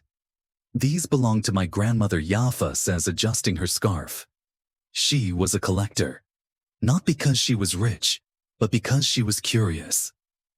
You begin to explore the room. Each pile has its own rhythm. One corner is full of commentaries, the bindings scribbled with names and corrections. Another is all fragments, faded covers with no innards, spines cracked open like husks. One pile, however, catches your eye. It's smaller, neater. And every manuscript has a symbol on the spine, a tiny stamped spiral, perfectly uniform. Yafa notices your gaze. "Ah, the spiral books." You wait for her to explain. "They're not a genre," she says. "They're a style. One scribe. We don't know their name, but we know their touch." She hands you a manuscript. The cover is smooth goat leather, polished to a soft sheen. Inside, the calligraphy is unlike anything you've seen, delicate, tall, and tilted slightly to the right, like it's leaning in to listen. Each page includes small illustrations, nothing elaborate, just tiny embellishments. A leaf, a candle, a pair of feet. You flip to the middle and find a page with a drawing of a closed eye perfectly centered in the margin. Yafa leans over your shoulder. "We think they were writing for someone specific. Maybe a child. Maybe a student. Maybe themselves." Historians still debate the identities of individual scribes in Timbuktu's manuscript tradition. Most worked anonymously or signed with poetic pseudonyms. Some scholars try to identify handwriting, ink preferences, even page layout styles to attribute works. Others say it's better not to try, better to accept the manuscripts as collective memory rather than personal ego. You ask, "What's in this particular book?" Yafa smiles. "It's about shadows." She's not being metaphorical. The book contains diagrams of sundials, notes on building orientation, and philosophical musings about how light reveals character. One passage reads, "A shadow does not lie, but it may leave." You stare at the line. "That's beautiful." She shrugs. "It's also practical. They used it to figure out prayer times." You leaf through more of the spiral books. One contains a list of dreams, each described with alarming specificity, and annotated in the margins, "Dream of the melting house." A sign to stay silent at meetings. "Dream of fish flying backwards. Uncertain. Do not travel." "Dream of many doors all locked. Recopy this manuscript tomorrow." You glance up at Yafa. Did people believe these? Probably not. But they remembered them. You keep reading. Some pages feel like diary entries. Others read like philosophical dialogues. One includes a story about a man who builds a library so tall that the wind starts stealing pages before he can read them. Is that a metaphor, you ask? She nods. Or maybe just bad architecture. In a corner you find a stack of loose sheets, each page a different language. One in Arabic. One in French. One in Fulani. One written in what looks like pictographs drawn in charcoal. What are these multilingual tests? She replies. My grandmother liked to challenge herself, or confuse the grandkids. Unclear. You linger for hours, moving from stack to stack, sometimes reading whole passages, sometimes just titles. The manuscripts aren't precious because they're pristine. They're precious because they were used. They've been read, copied, corrected, scolded, laughed at. Some have ink splotches. Some have scorch marks. One has a recipe for tea on the back cover, written in a child's hand. Before you leave, Yafa pulls a folded sheet from a clay jar by the door. This, she says, fell out of one of the spiral books years ago. No one's claimed it. You unfold it. It's a single paragraph, elegantly written. If this page has no home, let it find one in the hand of a quiet reader who does not mind getting lost. She raises an eyebrow. That you tuck it into your satchel the way you've done with every tiny gift this city has offered. Outside, the harmattan is still gusting, painting the air in streaks of golden dust. The wind catches the edge of your robe, and for a moment you feel lighter than you have in days. Because somewhere in this whirlwind of paper, ink, and time, you found your way not just into the city's story, but into its footnotes. And sometimes the footnotes are where the best secrets live. You wake before dawn, stirred not by noise, but by the deep hush that fills the city right before first light. It's the quietest moment of the day, when even the sand seems to pause its shifting, and the air hangs perfectly still as if holding its breath. Today, you've been invited to see something rare. A private family archive said to contain manuscripts passed down over 16 generations. The man you're meeting, Abu Mahdi, lives beyond the mosque district in a house so old that its walls have their own posture, stooped, thoughtful, slightly curved with age. The door creaks open before you knock. He's been expecting you. Abu Mahdi greets you with a nod, dressed in soft linen, and a turban wrapped with the precision of someone who doesn't believe in shortcuts. His skin is lined, his eyes sharp, and his handshake is firm, but warm. This way, he murmurs, and you follow him through a hallway, lit by slanted sunbeams that catch the dust mid-air, like frozen threads of gold. He leads you into a side room, small, cool, and filled with the scent of oiled wood and cardamom. There's a single table in the center, already set with a stack of bundled manuscripts and 2 cups of steaming tea. We don't keep them underground, he says. Sensing your curiosity, we keep them close. He unwraps the first manuscript. It's thick, bound in soft red leather, and closed with a loop of braided date palm fiber. When he opens it, you see page after page of legal commentary, not dry statutes, but fluid conversations. Questions followed by answers, followed by counter-arguments and regional variations. These are fatwas, he explains, not laws. Opinions. Local ones. He traces a passage with his finger, pausing on a line where someone has written in the margin, "The law must walk the same road as the people's feet." You look up. That sounds modern. He smiles. It was written in 1722. Historians still debate how decentralized and flexible legal scholarship in Timbuktu actually was. Some argue it was rigid, imported, shaped by distant interpretations. Others, like Abu Mahdi, insist it was responsive living shaped by the rhythm of daily life. And in this room, it's hard not to believe the latter. He opens another book, this one thinner, more fragile. Its cover is faded blue, the binding threadbare. Inside are personal letters written in flowing script, some addressed to my beloved, others to my learned friend. One begins, "If I send you this letter without an answer, it is only because the moon will understand why I could not wait." You blink. Are these love letters? Some, Abu Mahdi says. Others are between scholars debating the location of paradise or the correct number of stars visible during prayer. You notice a letter signed by a woman. Her name, Fatima bint Musa, is followed by a respectful honorific. She was a teacher, he explains, and a fierce debater. One story says she once silenced 5 jurists in a row. Politely, of course. You smile. He shows you a small notebook next, its cover lined with waxed fabric, the pages brittle but intact. It's a dream journal, he says, kept by one of his ancestors during the rainy season of 1803. Some dreams are cryptic. Others, surprisingly mundane, dreamt of millet. Woke up to no millet. Must plant more millet. Others veer into prophecy. A river walked past my door. It did not speak, but it left a basket.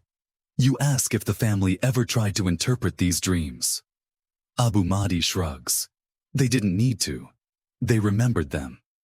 He opens one last manuscript and index. A family-made catalog of all the books they've ever held copied or read aloud. Some entries are detailed. Treatise on lunar eclipses. Written during the sickness of Musa the Younger. Ink faded on 3rd page due to spilled soup. Others are almost poetic. Book of great beauty, contents unknown, smelled of rosewater lost in flood. You run your fingers over the page. So even the lost books are remembered. He nods. Especially the lost ones. You sip your tea in silence, letting the heat warm your chest as the sunlight shifts across the room. On the far wall, a small wooden frame holds a line of calligraphy carved in bone. You ask what it says. Abu Mahdi answers quietly. He who guards a book guards a soul. Before you leave, he lets you choose one page to copy by hand. Not to keep, he says, but to understand.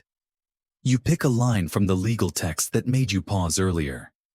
He hands you a brush, a small ink pot, and a sheet of pressed parchment. You take your time drawing each character with a mix of reverence and nervousness. Your lines are crooked, your spacing unsure, but when you finish, Abu Mahdi studies it carefully. He nods once. Now it is yours too. You walk back through the dusty streets with the copy folded inside your satchel, the ink still slightly wet. Your steps feel slower now, not from fatigue, but from the quiet weight of having touched something living. Something that's traveled through time, not as an artifact, but as a conversation. And in that moment you realize that Timbuktu's manuscripts aren't simply relics of a lost past. They are relationships between writer and reader, teacher and student, ancestor and descendant. And now between you and them, the day is warm again, but not harsh. The kind of heat that drapes itself over the shoulders like a soft shawl, rather than a smothering cloak. You find yourself walking slower than usual, not because you're tired, but because everything feels like it deserves a longer look. This morning you're invited to the home of a man known simply as the book listener. His real name is Seydou, and he's neither a librarian nor a scholar in the traditional sense. But in Timbuktu, roles tend to blur. Seydou's job, or his calling maybe, is to listen to people talk about the manuscripts they've known, loved, or lost. Then he tries to trace their lineage. You're here to look at the books, he says, gesturing to the satchel slung across your shoulder, but I'm here to listen to the people who remember them. His home is small, shaded, and remarkably silent despite the narrow street it opens onto. You sit beneath a ceiling fan that hums like a distant bee, while Seydou begins his work, pulling out a leather-wrapped bundle from under a bench. He unwraps it slowly, speaking as he works. This one belonged to a woman who brought it from Burem on the back of a donkey. 40 kilometers. Pregnant. She hid it in a basket of clothes and said it was her second son. You blink. And what was in it? He grins. Proverbs. And one very sassy commentary on the duties of husbands. You laugh. Did she write it? Probably not. But she copied it. Which means it mattered. He opens the book, pages thick and uneven, the ink a deep brown that soaked so far into the parchment, it looks like it grew there. One of the proverbs reads, "A man who ignores the wind will marry into rain." Another, "Knowledge is not a camel to ride, it's a thorn to carry." Historians often ignore collections like this, Seydoux explains, because they lack the formal structure of scholarly texts. No titles, no authors, no footnotes. But these were the books people carried, hid, whispered, and retold. Maybe they weren't written by the famous, he says, but they lasted longer. He pulls another volume from a clay urn in the corner. It's smaller, bound with twine, and a strip of blue cloth. The first page is covered in fingerprints, literally. A student, he explains, used to mark every completed lesson with a thumb dipped in diluted ink. He flips through the book and shows you dozens of thumbprints, some tiny, some smudged, a few with faded ink that barely clings to the parchment anymore. Each one a little moment of success. This boy never finished the book, Seydoux says. His cousin brought it to me. Said he used to read it to the goats. You nod. Goats have good taste. You're shown fragments, next torn edges, marginalia, stray pages with titles but no contents. Seydoux listens closely as you read them aloud. Reading, he says, is just another way of remembering aloud. You come across one page that's particularly worn. The title at the top is Kitab al-Sifr, or The Book of Zero. It's not a math book, surprisingly. It's a meditation on beginnings, endings, and everything that circles back. The first line reads, "Before ink, there is silence. After ink, there is silence again. What matters is the line between." You sit with that line for a while. He tells you that some believe this book was written by a mystic who lived in near total silence for years. Others think it was just a clever poet. Historians still argue about whether the Book of Zero even existed as a full volume, he adds. Some say it was a chapter torn from another book. Some say it was never meant to be finished. You hold the page gently. Either way, it speaks. He nods. Then, without fanfare, Seydoux brings out a list. It's handwritten, scrawled on a long strip of fabric paper. The ink is newer, perhaps a few decades old, but the list itself is remarkable. It contains the names of lost manuscripts. Not the books themselves, but their titles. Just titles. There are hundreds of them. You read aloud a few: The Mirror of Dust, Sermons for the Illiterate and the Curious, A Map of the Sky with No Stars, Poems to Read When the Salt Doesn't Arrive. You ask if any of them have ever been found. A few, he says. Some were misfiled. Some were turned into pillows. He pauses. Some are probably still waiting. Historians debate whether these lists are reliable. Some say they exaggerate, giving mythical status to what may have been grocery lists or oral tales never truly written down. But when you read these names, it's hard to believe they weren't real. The titles alone feel too deliberate, too vivid. You ask Seydoux why he keeps the list. He folds it carefully and places it back in its container. Because remembering a title is like keeping the door open, he says. You may not know what's behind it, but at least you haven't closed it. You finish your tea in silence. The ceiling fan keeps spinning. Somewhere outside, a child shouts, then giggles. A goat sneezes. Before you leave, Seydoux gives you a scrap from the Book of Zero. It's barely a line. If nothing remains, then let that be your first lesson. You tuck it away. Back in the street, the dust dances gently at your feet. You glance at the door behind you, now closed again, and feel something different. Not like you've read a book, but like a book has read you. The next day you wake with ink-stained fingertips and a strange craving for silence. Not the kind that's empty or awkward, but the kind that settles in your chest like a warm stone, steady and quiet. Today's destination is different. Not a house, not a madrasa, not even a storage room. It's a garden. You didn't even know Timbuktu had gardens, but here it is, hidden behind a crumbling wall and a wooden gate painted the color of sand, so well disguised it might as well be invisible to the uninvited. Inside, everything changes. The air is cooler, dappled with shade from lemon trees and thick-stemmed bushes whose names you don't know. A channel of water snakes gently through the center, lined with smooth stones. You hear bees. You smell mint. And above it all, You sense a calm that feels too deliberate to be accidental. Your guide today is an old woman named Nana Hadiza. She moves slowly, her body bent with time, but her eyes sharp as glass. Her voice when she speaks is as soft as turning pages. This garden was planted by scribes, she says. Not to grow food, to grow focus. She leads you to a low bench near the water. Beside it, a flat rock with a rolled parchment and an inkwell resting in its natural curve. Some wrote better with birdsong, she explains. Some with the sound of water. Some just needed the trees not to look at them. You chuckle. She pulls out a small book bound in bark fiber thread and places it on your lap. The cover is mottled with age, but the title is still visible, The Garden of Letters. Inside, lessons on handwriting exercises in breath control, posture diagrams, and margin notes, in what seems to be a very elegant sort of sarcasm. One entry reads, "If your elbow drags like a goat's leg, your script will suffer accordingly." Another offers advice. Let the hand follow the breath. If your script runs, you are out of air, not ink. You try copying a few characters on a fresh scrap. Your hand wobbles. The lines tremble. But somehow the imperfections feel earned, like they're part of the process, not a mistake. Hadiza watches, then nods slowly. You're trying to shape the letters. Let them shape you. Historians rarely mention scribal gardens.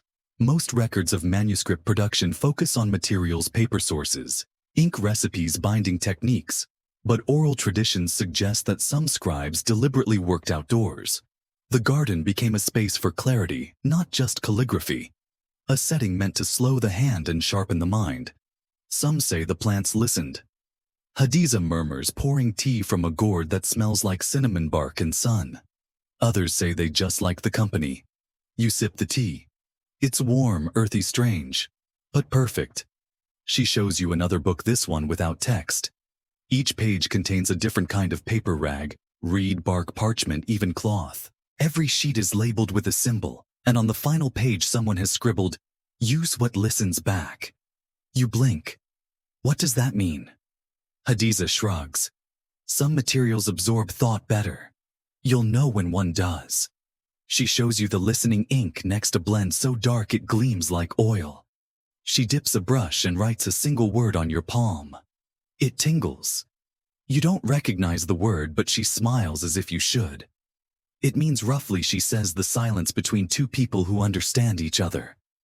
You let the word dry. You let it linger. Later, she opens a folded piece of vellum etched with botanical drawings and tiny scrawled notes. Boil 3 leaves steep with honey, speak nothing while it simmers. Root of tamarind tree, good for ink pigment and persistent headaches. Mint is for clarity. Basil is for forgetting. Neither should be mixed unless you're ready. You ask if these were part of formal training. She shakes her head. These were notes from a tired scribe who had plants and problems, and didn't like to keep either to himself. You smile. Before you leave, she invites you to sit by the stream and copy anything you remember from the day. You pull out a blank page and write, "Let the hand follow the breath. Use what listens back." Some materials absorb thought better. Then you add your own line. Some pages are grown, not written. Hadiza reads it. Doesn't comment. Just tucks the page into a cloth sleeve and places it on a nearby shelf. "It will be here," she says, "if you forget." As you walk back through the narrow gate and into the sun-bright city again, the wind tugs gently at your sleeves. And you realize you're carrying silence with you now. The kind that hums. The kind that stays. By now, you've learned that in Timbuktu, every day carries its own surprise, and every surprise comes with a layer of dust, a faint echo, and a sly wink from history. This morning, you find yourself summoned to a gathering you weren't expecting, the weekly meeting of the keepers of margins. You have no idea what that means. But curiosity by now is your most loyal companion. The meeting takes place in a back room of a tea house, its walls the color of toasted bread, with a single window casting a lazy rectangle of sun on the floor. About a dozen people are already there, young, old, robed in jeans, laughing quietly as they pass a battered box from hand to hand. A man named Bilal, round-faced and quick-witted, gestures you to a cushion. We take care of the words that aren't in the main story, he says. The box is placed before you. Inside are scraps, loose pages, annotated fly leaves, torn corners with scribbled reminders. Some bear full sentences, others just a word or two written in slanting hands or hasty print. A few have doodles, camels, dates, even what appears to be a drawing of a scribe, sleeping face down on his book. These are the margins, Bilal explains. Things scribes, owners, or readers wrote when they were supposed to be copying or studying something else. He shows you a page with a grocery list written vertically along the margin of a philosophical treatise. Eggs, onions, and a warning about sour milk. He laughs. Historians have a long-running debate about the importance of marginalia. These scribbled notes, asides, and little bursts of personality on otherwise solemn texts. Some see them as distractions, even vandalism. Others now argue that the margins are where you find the real voice of the past, jokes, doubts, arguments, daydreams, even secrets. One page you're shown contains a running debate between two hands, one smooth, one jagged, arguing about the meaning of a single line of poetry. They never agree, but you can feel the tension centuries later. Another has a simple sketch of a palm tree next to the phrase rest. Here your eyes are tired. You pass around a page where someone wrote out song lyrics along the side of a stern legal ruling. The contrast is delightful. Sometimes, Bilal notes, the only way to survive a boring manuscript is to write your favorite song next to it. You're handed a page with a faded joke about a donkey and a watermelon. No punchline, just the setup. The room groans. Apparently, this joke has haunted the margins of at least 3 different treatises, never once resolved. Someone else reads aloud a note. If you find this, the next cup of tea is yours.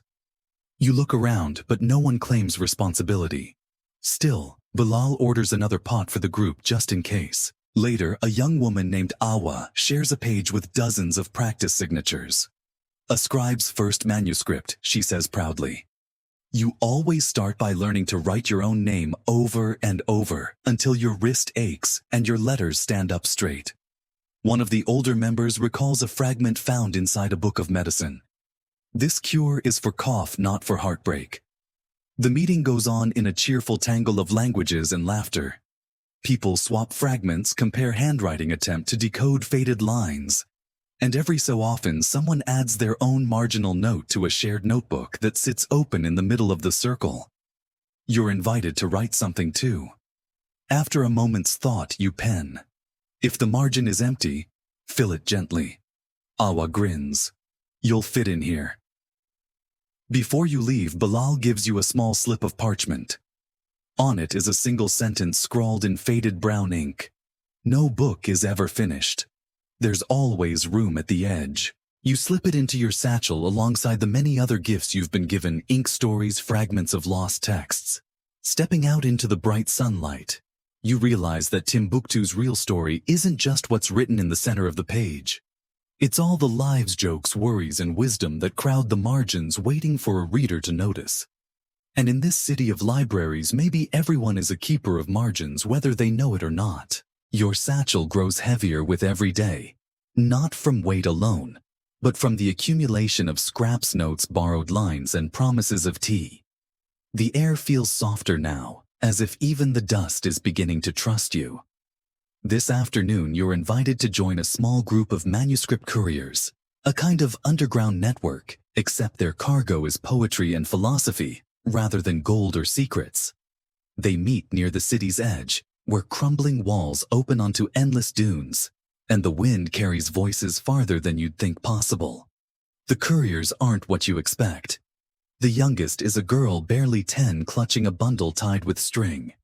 The oldest, a man with hands like dry bark, claims to have carried books across every border from here to the Atlantic. They gather quietly, sharing dates and passing a canteen of cool water before anyone speaks. Their leader, Aminata, invites you to sit and watch as she sorts the manuscripts on a woven mat. Each one has a coded mark, colors, symbols, little blots that indicate its journey. Some are bound for safe houses in Timbuktu. Others will travel by camel to villages where the nearest school is 3 days' walk away. You ask how often they do this. Aminata shrugs. When needed. When it's safe. Sometimes every week, sometimes not for months. She opens a bundle to show you its contents. A thin volume of poetry. A medical guide. 2 children's stories, and tucked between them a single page of legal advice on salt taxes. The diversity is striking. These aren't just books for scholars, but for everyone. Historians still argue about the organization of Timbuktu's manuscript preservation efforts during times of threat. Was there a secret society? A formal plan? Aminata just laughs. No secrets. Just neighbors. When you hear footsteps at night, you know whether to open your door or hide under your blanket. If it's someone with books, you open the door. You help the group rewrap the bundles in cloth, tucking in pages and checking for damage. The little girl carefully ties her bundle with 3 knots, whispering the same rhyme each time. 1 for the moon, 1 for the sun, 1 for the secret never to be undone. You smile. Did you make that up? She grins. My grandmother did. The oldest courier begins to tell a story about a time he hid a treatise on irrigation inside a bag of millet, only to have it mistaken for chicken feed by a sleepy cousin. The chickens got smarter, he insists, straight-faced. Aminata rolls her eyes. He's been telling that story for years. Still no smart chickens. But beneath the jokes, you feel a deep current of seriousness. Every courier here knows the stakes. They remember when books were burned, when soldiers searched houses, when families hid their treasures in walls or buried them under wells. One woman describes the night her family smuggled a Quran wrapped in waxed linen through 3 checkpoints, its weight heavy as a promise. Another recalls copying a genealogy text by candlelight, her hand trembling so badly the script looked like river reeds in a flood. You realize something in Timbuktu: saving a book is never just about the book. It's about saving a language, a proverb, a bit of advice, a love letter, a memory of someone long gone. As the couriers prepare to leave, each takes a bundle and repeats a phrase you've begun to hear all over the city. May the next reader know more than I did. You're handed a slim volume to carry, children's riddles written in neat looping script, with doodles of goats, donkeys, and one truly suspicious-looking carrot. Aminata winks. That one is popular in Gao. Be sure to return it with more riddles than you found. You nod solemnly, feeling the page press against your palm, as if it's passing on a secret only children and couriers can truly understand. Before you part, the group sits for a moment in companionable silence, watching the sand shift and the shadows stretch. You realize these aren't just couriers. They're gardeners tending a garden you can't see, scattering seeds of knowledge in places that may never be mapped. You walk back toward the heart of the city as dusk gathers, clutching the bundle a little closer to your chest. Tonight you carry stories in every sense of the word. And in Timbuktu, that's never just a metaphor. Night descends quietly over Timbuktu, as if the city itself is careful not to disturb the manuscripts sleeping under its roofs. The moon is thin tonight, a gentle crescent barely strong enough to light the alleyways. You walk home listening to your own footsteps, soft, measured, somehow reverent after all you've seen. But your day isn't over. Not in Timbuktu. When you reach your guest house, you find a small note slipped under the door. The ink is smudged, the handwriting hurried. Come to the mosque at midnight. There's something you should see. You stare at it for a moment, feeling the kind of curiosity that makes even the tiredest eyes spark awake. You wrap yourself in your warmest shawl, tuck a notebook under your arm, and slip out into the night. The city at midnight is a different creature. Its noises muffled, its walls glowing silver in the moonlight. The mosque is even quieter. A single lantern burns near the entrance, watched over by a man with the patient air of someone who never sleeps. He lets you inside with a nod, and you're led to a side chamber where a group of men and women sit around a low table. At its center, a manuscript so faint you worry the air might erase it. A scholar named Khalil Thin, quick, his voice like a whetted knife, welcomes you. We meet to puzzle out what's left of the invisible ink. He turns the fragile pages, carefully pointing to lines that only appear when held at the right angle to the lamp. Faint words emerge, then fade. Lemon juice, he explains. Or pomegranate, maybe. People wrote secrets this way. Recipes, advice, even private jokes. You ask if it's always legible. He shakes his head.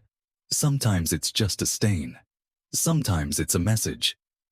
He shows you a page where a second script is hidden among the margins, visible only when the parchment is gently heated by the lantern. The words shimmer, then vanish as the page cools. Historians still argue whether such invisible ink manuscripts were common in Timbuktu, or are just an occasional curiosity. Some claim it was a protection from raiders. Others say it was just for fun, a game between scribes and their future readers. The group takes turns deciphering the ghostly lines. One woman uncovers a riddle about a monkey and a well. Another finds what appears to be an old shopping list: watermelons wax enough salt for a year, and a cryptic note. Remember the orange powder for Mama's tooth? You laugh, feeling the camaraderie in the room grow with each discovery. Invisible ink, like so many things here, is part secret, part survival, part play. Khalil asks if you want to try. You accept, holding a page near the lamp and watching faint script blossom. If you have reached this line, you are already a friend.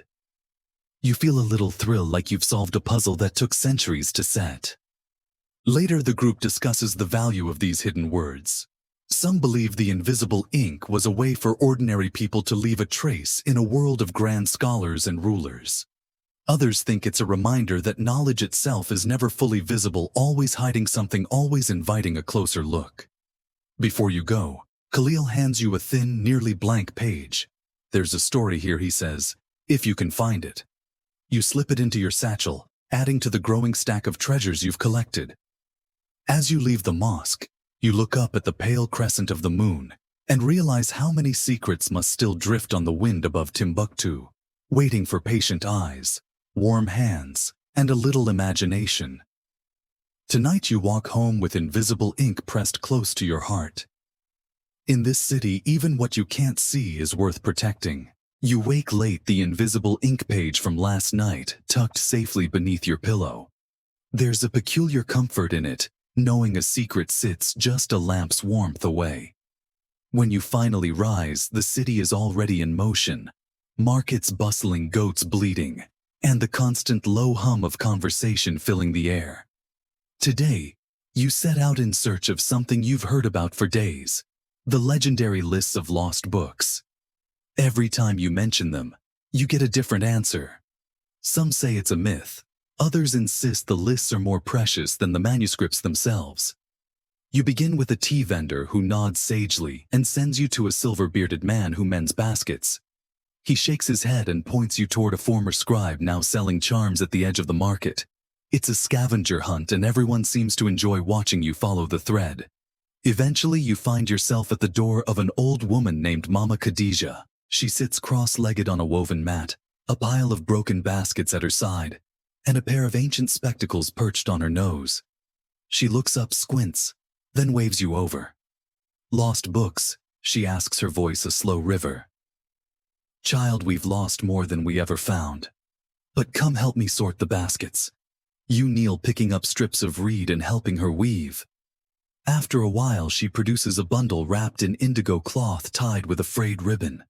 She unwraps it slowly, her hands steady despite the tremor in her fingers. Inside, a stack of brittle pages, some torn, most covered in neat columns of script. "These are not the books," Mama Khadija explains. "They are the names of the books. My grandmother started the list. My mother added more. And me, well," she shrugs, "I keep the memory of the memory." You scan the pages. Each line is a book title, some with a brief note or a fragmentary description.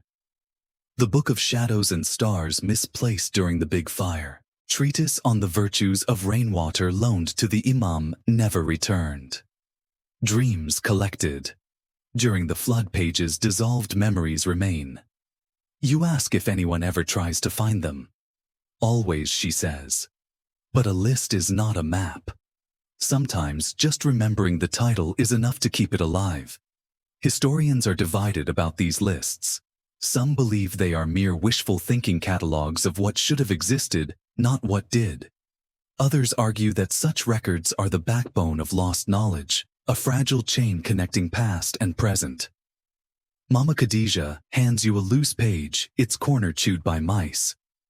You read the book of gentle sleep, location unknown, said to calm restless children. You can't help but smile.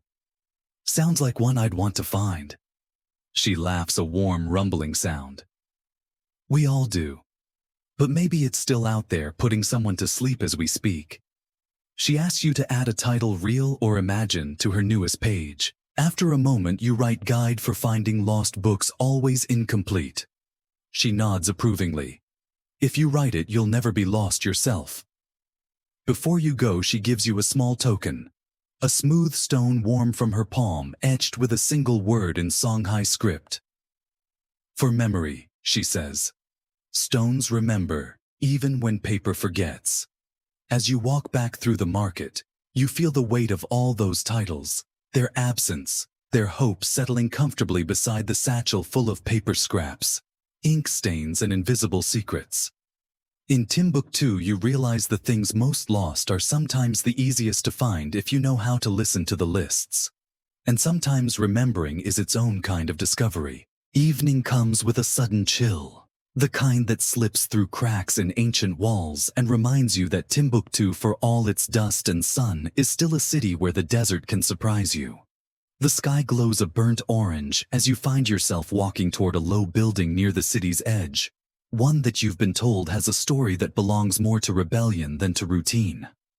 Tonight, you meet the people who call themselves Dust Rebels, a ragtag group of teachers, porters, tailors, and a few seasoned librarians. Their goal to keep manuscripts safe no matter who's in power or what danger knocks on their door. They welcome you into a small room filled with baskets, cloth bundles, and yes, a donkey quietly munching on hay in the corner.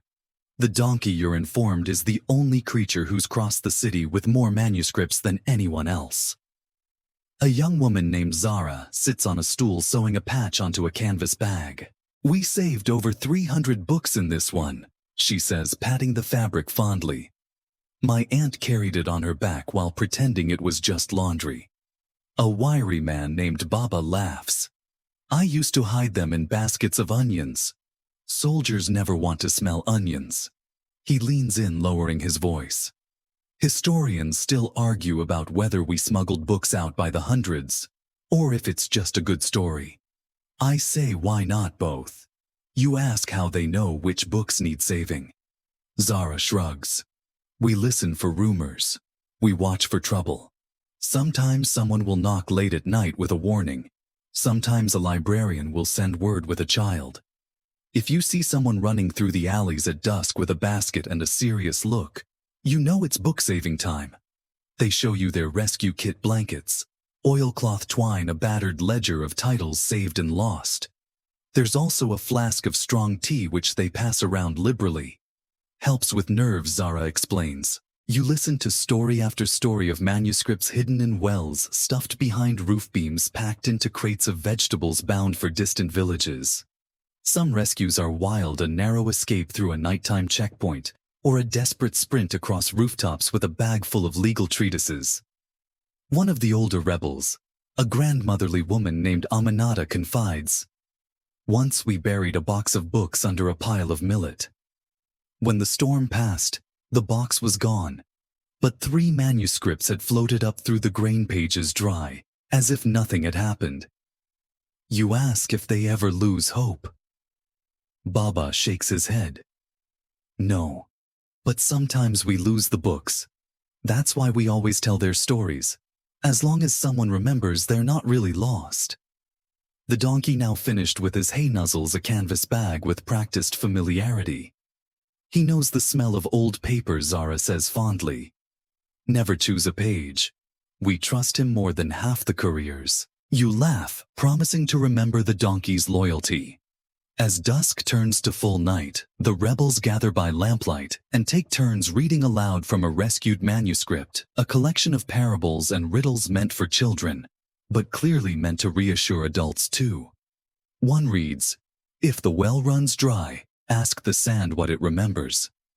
Another offers, "The night is only long to those who forget where the stories are buried." When it's your turn, you read a small poem about dust, how it settles, how it hides, how it holds on to secrets longer than anyone realizes. Someone passes you the battered ledger. They ask if you'll write down one thing from your time here, anything you want the next rescuer to remember. You write carefully and slowly. Never trust a donkey with your sandwich, but always trust him with your story. There are cheers and claps, and the tea is poured again. As you step out into the cool night, you see the donkey waiting at the gate, his ears twitching ready for another journey. In the distance, the city's rooftops blend into the dark like a sea of shadows, and you wonder how many stories rescued or not still drift between them. Tonight you've witnessed not just a rebellion, but a rescue of books of memory of hope. And as you walk back through alleys lined with secrets, you realize some treasures in Timbuktu are saved not by hiding, but by sharing. You wake the next morning to the gentle clatter of cups and the low rumble of conversation drifting in from the guest house courtyard. After the excitement of last night, today feels calm, almost meditative. You wander through the streets without urgency, letting your steps lead you toward the promise of discovery. By late morning, you find yourself at a small sunlit square where a group of people dusted with sand and dressed in a mishmash of modern and traditional clothes are hunched over open crates. Laughter drifts up from their gathering, along with the soft thud of books being unpacked. You've stumbled into the midst of a manuscript restoration project, modern archaeologists and local volunteers working side by side. Their faces are streaked with sweat and satisfaction. Their hands are gentle but purposeful. A woman with round glasses and a quick smile waves you over. "Want to dust off the centuries?" she asks, handing you a soft brush. You kneel beside her and begin gently sweeping sand from a stack of bound folios. The grains slip easily off the leather, but cling stubbornly to rougher torn pages. Each layer reveals new details, embossed designs, faint notes, page numbers scratched in margins. She tells you that every season families bring in boxes of old books from attics, storerooms, even burial jars unearthed after heavy rains. Sometimes, she says, we find treasure. Sometimes just shopping lists. But every page matters. You help the team sort through the finds. Some are immediately recognizable religious texts, legal treatises, mathematical commentaries. Others are more mysterious, a sheaf of weather diaries from the 1700s. A book on music theory, each page marked with tiny lines and dots for melody. And most delightful, a little volume of jokes, its cover inscribed with a grinning sun. A volunteer, his sleeves rolled up, and his fingers stained with ink, opens a crate and gasps. Inside are several fragile scrolls, one clearly damaged by water, the edges fused together. The room falls silent as he carefully unrolls a small section. There, faint but unmistakable, is an illustration, a river winding past fields, tiny date palms waving in the breeze. "This," he whispers, "is the lost map of the Niger." Historians have searched for this manuscript for decades. Some believed it never existed, that it was only a story told by guides to amuse travelers. Others insisted the map survived, hidden somewhere only the river itself could remember. You're allowed a closer look. The map isn't precise by modern standards. Rivers loop in impossible curls. Villages are marked with dots and poetic notes. Here the fishermen sing in the dark, or market of the red sand. One side of the parchment contains a list of river spirits, each with its own drawing: a crocodile, a fish, a crescent moon. Excitement ripples through the team. Photos are taken, soft cheers exchanged, and plans made to gently separate the stuck pages in a humidity chamber. Sometimes the woman with the glasses says the best discoveries are the ones we weren't even looking for. You help them catalog the new finds, writing descriptions in a big ledger with careful script. There's a sense of joy in the room, no hierarchy, just a shared mission to bring lost voices back into the light. Someone uncovers a children's manuscript, its cover painted with faded blue and gold. Inside are stories, some only a few sentences long, each with a moral that's equal parts wise and mischievous. You read one aloud. The turtle who walked backwards arrived in time to see the stars. Everyone laughs, and a local grandmother grins. That's how we teach patience here. There's something infectious about the mood, a sense that this work isn't just about preservation, but about connection. The manuscripts are links, bridges, gifts. One volunteer, a young scholar from the capital, tells you, each book we find is like a message sent forward through time. Sometimes it's a masterpiece. Sometimes it's a recipe for soup. But everyone is a conversation with the past. You nod, realizing how true that is, not just in this courtyard, but everywhere you've been in Timbuktu. Before you leave, they let you brush off one last page. As the dust slips away, you see an inscription, to be read when the sky is gentle. You tuck the memory away along with all the other stories you've gathered. Because in this city, even the dust is wise. And even the forgotten have a way of being found. You linger in the afternoon sun, feeling a quiet satisfaction from the morning's discoveries. Your hands are still dusty. The air carries the scent of sweet tea. And in the corners of your mind, the city's slow, persistent heartbeat drums on. There is one last place you're urged to visit, a rumor among restoration volunteers and tea vendors alike, the House of the Whispering Pages. You walk there in a gentle haze, following winding lanes painted gold by the lowering sun. The house appears unremarkable at first, nestled between a grain shop and a pottery stall, its wooden door carved with faint swirling patterns. Inside, it's cool and dim. You're greeted by an old man, slender and silver-bearded, who simply nods and beckons you to follow. You cross through a small courtyard shaded by a lemon tree and enter a back room lined with shelves, though none of the books are visible. They're wrapped, every one in cloth of every imaginable color, crimson, indigo, pale green, bone white. He hands you a bundle. Listen, he whispers, as if worried the words themselves might scurry away. You press your ear to the bundle, feeling silly, until very faintly you hear it, the softest whisper of pages, shifting, the faint crinkle of parchment against cloth, almost like breathing. It's the sound of anticipation, of unread words eager to return to daylight. The old man unwraps the cloth and opens the book. It's a collection of stories copied in 3 languages, Arabic, Songhai, and French. Each tale is separated by pages filled with drawings, boats, birds, and endless swirling lines. He tells you the stories were copied and recopied by travelers, merchants, teachers, each adding notes, small corrections, new names in the margins. He shows you one story, the tale of a fisherman who tried to catch the moon's reflection in his net. Another is about a market cat who always managed to sleep through chaos, but never missed the scent of fresh bread. Why so many languages, you ask? He smiles. So the story never gets lost, no matter who finds it. Historians still debate whether these multilingual collections were common or rare. Some argue the scribes of Timbuktu translated as a matter of course to reach as many minds as possible. Others say it was the work of wandering polymaths, restless spirits who saw borders as mere suggestions. You turn a few pages and find a spread covered in childlike scrawls, probably the handiwork of someone learning to write, repeating words and phrases in several languages. At the bottom, someone's added in Songhai. The more you write, the longer you stay awake. You grin. Some things are universal.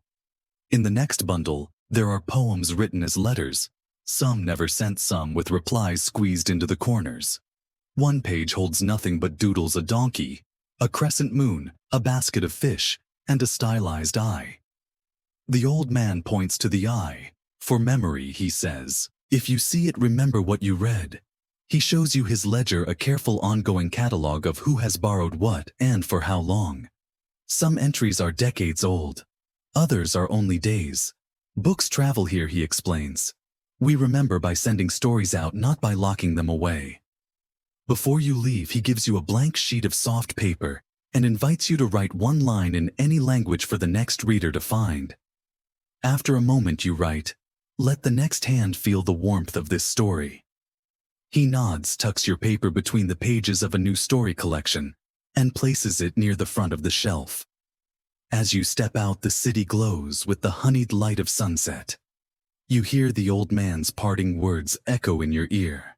In Timbuktu, the quietest books travel the farthest. You realize he's right. Stories here aren't just read or saved. They're set free to wander, to whisper, to be found again. And as you head home, the voices of 100 pages follow close behind, rustling softly in the golden dusk. The final morning arrives gentle and slow, as if even the sun is reluctant to disturb the dust of so many stories. You lie in bed listening to the distant clatter of breakfast preparations, the rise and fall of market voices, the call of a dove perched just outside your window.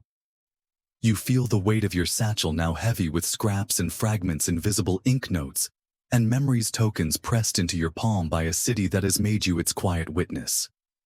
You pack slowly, every motion deliberate.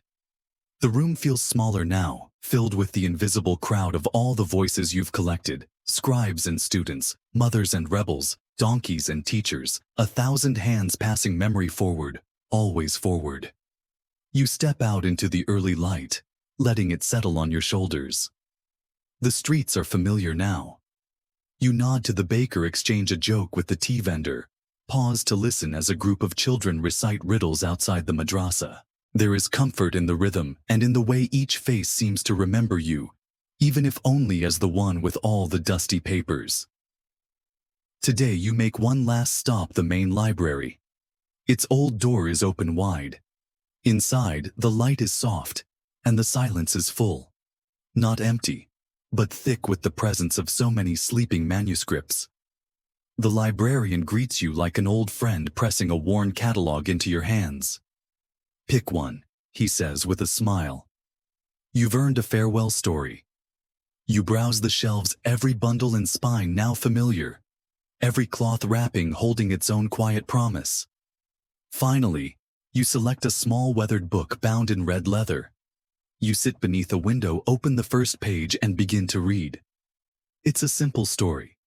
The journey of a traveler who loses his way and finds a city not on any map. A city made of whispers, hidden treasures, and the promise that even forgotten things can be found if you listen closely enough. You realize as you read that you've become part of this story now, a link in a chain of memory that stretches back through centuries, and will, if the city has its way, stretch on for centuries more. When you close the book, you stand and place it gently back on the shelf. The librarian nods and presses your hand in both of his as if sealing the moment. You step into the sunlight, feeling lighter and heavier all at once. As you walk away, the city unfolds behind you, dust rising in gentle swirls, distant laughter echoing through the alleys, and the faint, persistent whisper of pages turning in 1,000 hidden rooms. You carry the treasures of Timbuktu, not just in your bag, but in your breath, your heartbeat, and your memory now and always. Because some stories once found never let you go. Now, as your day in Timbuktu drifts to its close, let your breath slow and your thoughts settle. Imagine yourself in that quiet guest house, the air gentle and cool, the scent of parchment and desert breeze soothing your senses. You feel the weight of your satchel nearby, not burdensome, but grounding, like the reassuring presence of an old friend. With each breath, the bustling city outside fades into softness. You picture the shifting sands, the sleepy markets, and the echo of children's laughter drifting through narrow alleys. Let the memory of all those careful hands turning pages, tucking books into baskets, scribbling lines in 12 languages, wrap around you like a blanket. Your mind drifts back to the hush of the library, the comfort of familiar stories, and the promise that nothing is ever truly lost if someone remembers it. You imagine the books beneath floorboards, in clay jars, inside the secret rooms of homes and hearts, each one resting, waiting, content in its quiet slumber. Now feel the last threads of the day unwind. The pages are still, the dust settles, and the wind outside is only a gentle murmur, as if the whole city is breathing with you. You are safe, you are held, and the stories you carry will keep you company through the night. So let your eyelids fall, your body relax, and your mind nestle into dreams where the treasures of Timbuktu's lost libraries will always be close, always waiting to be discovered again. Good night, friend.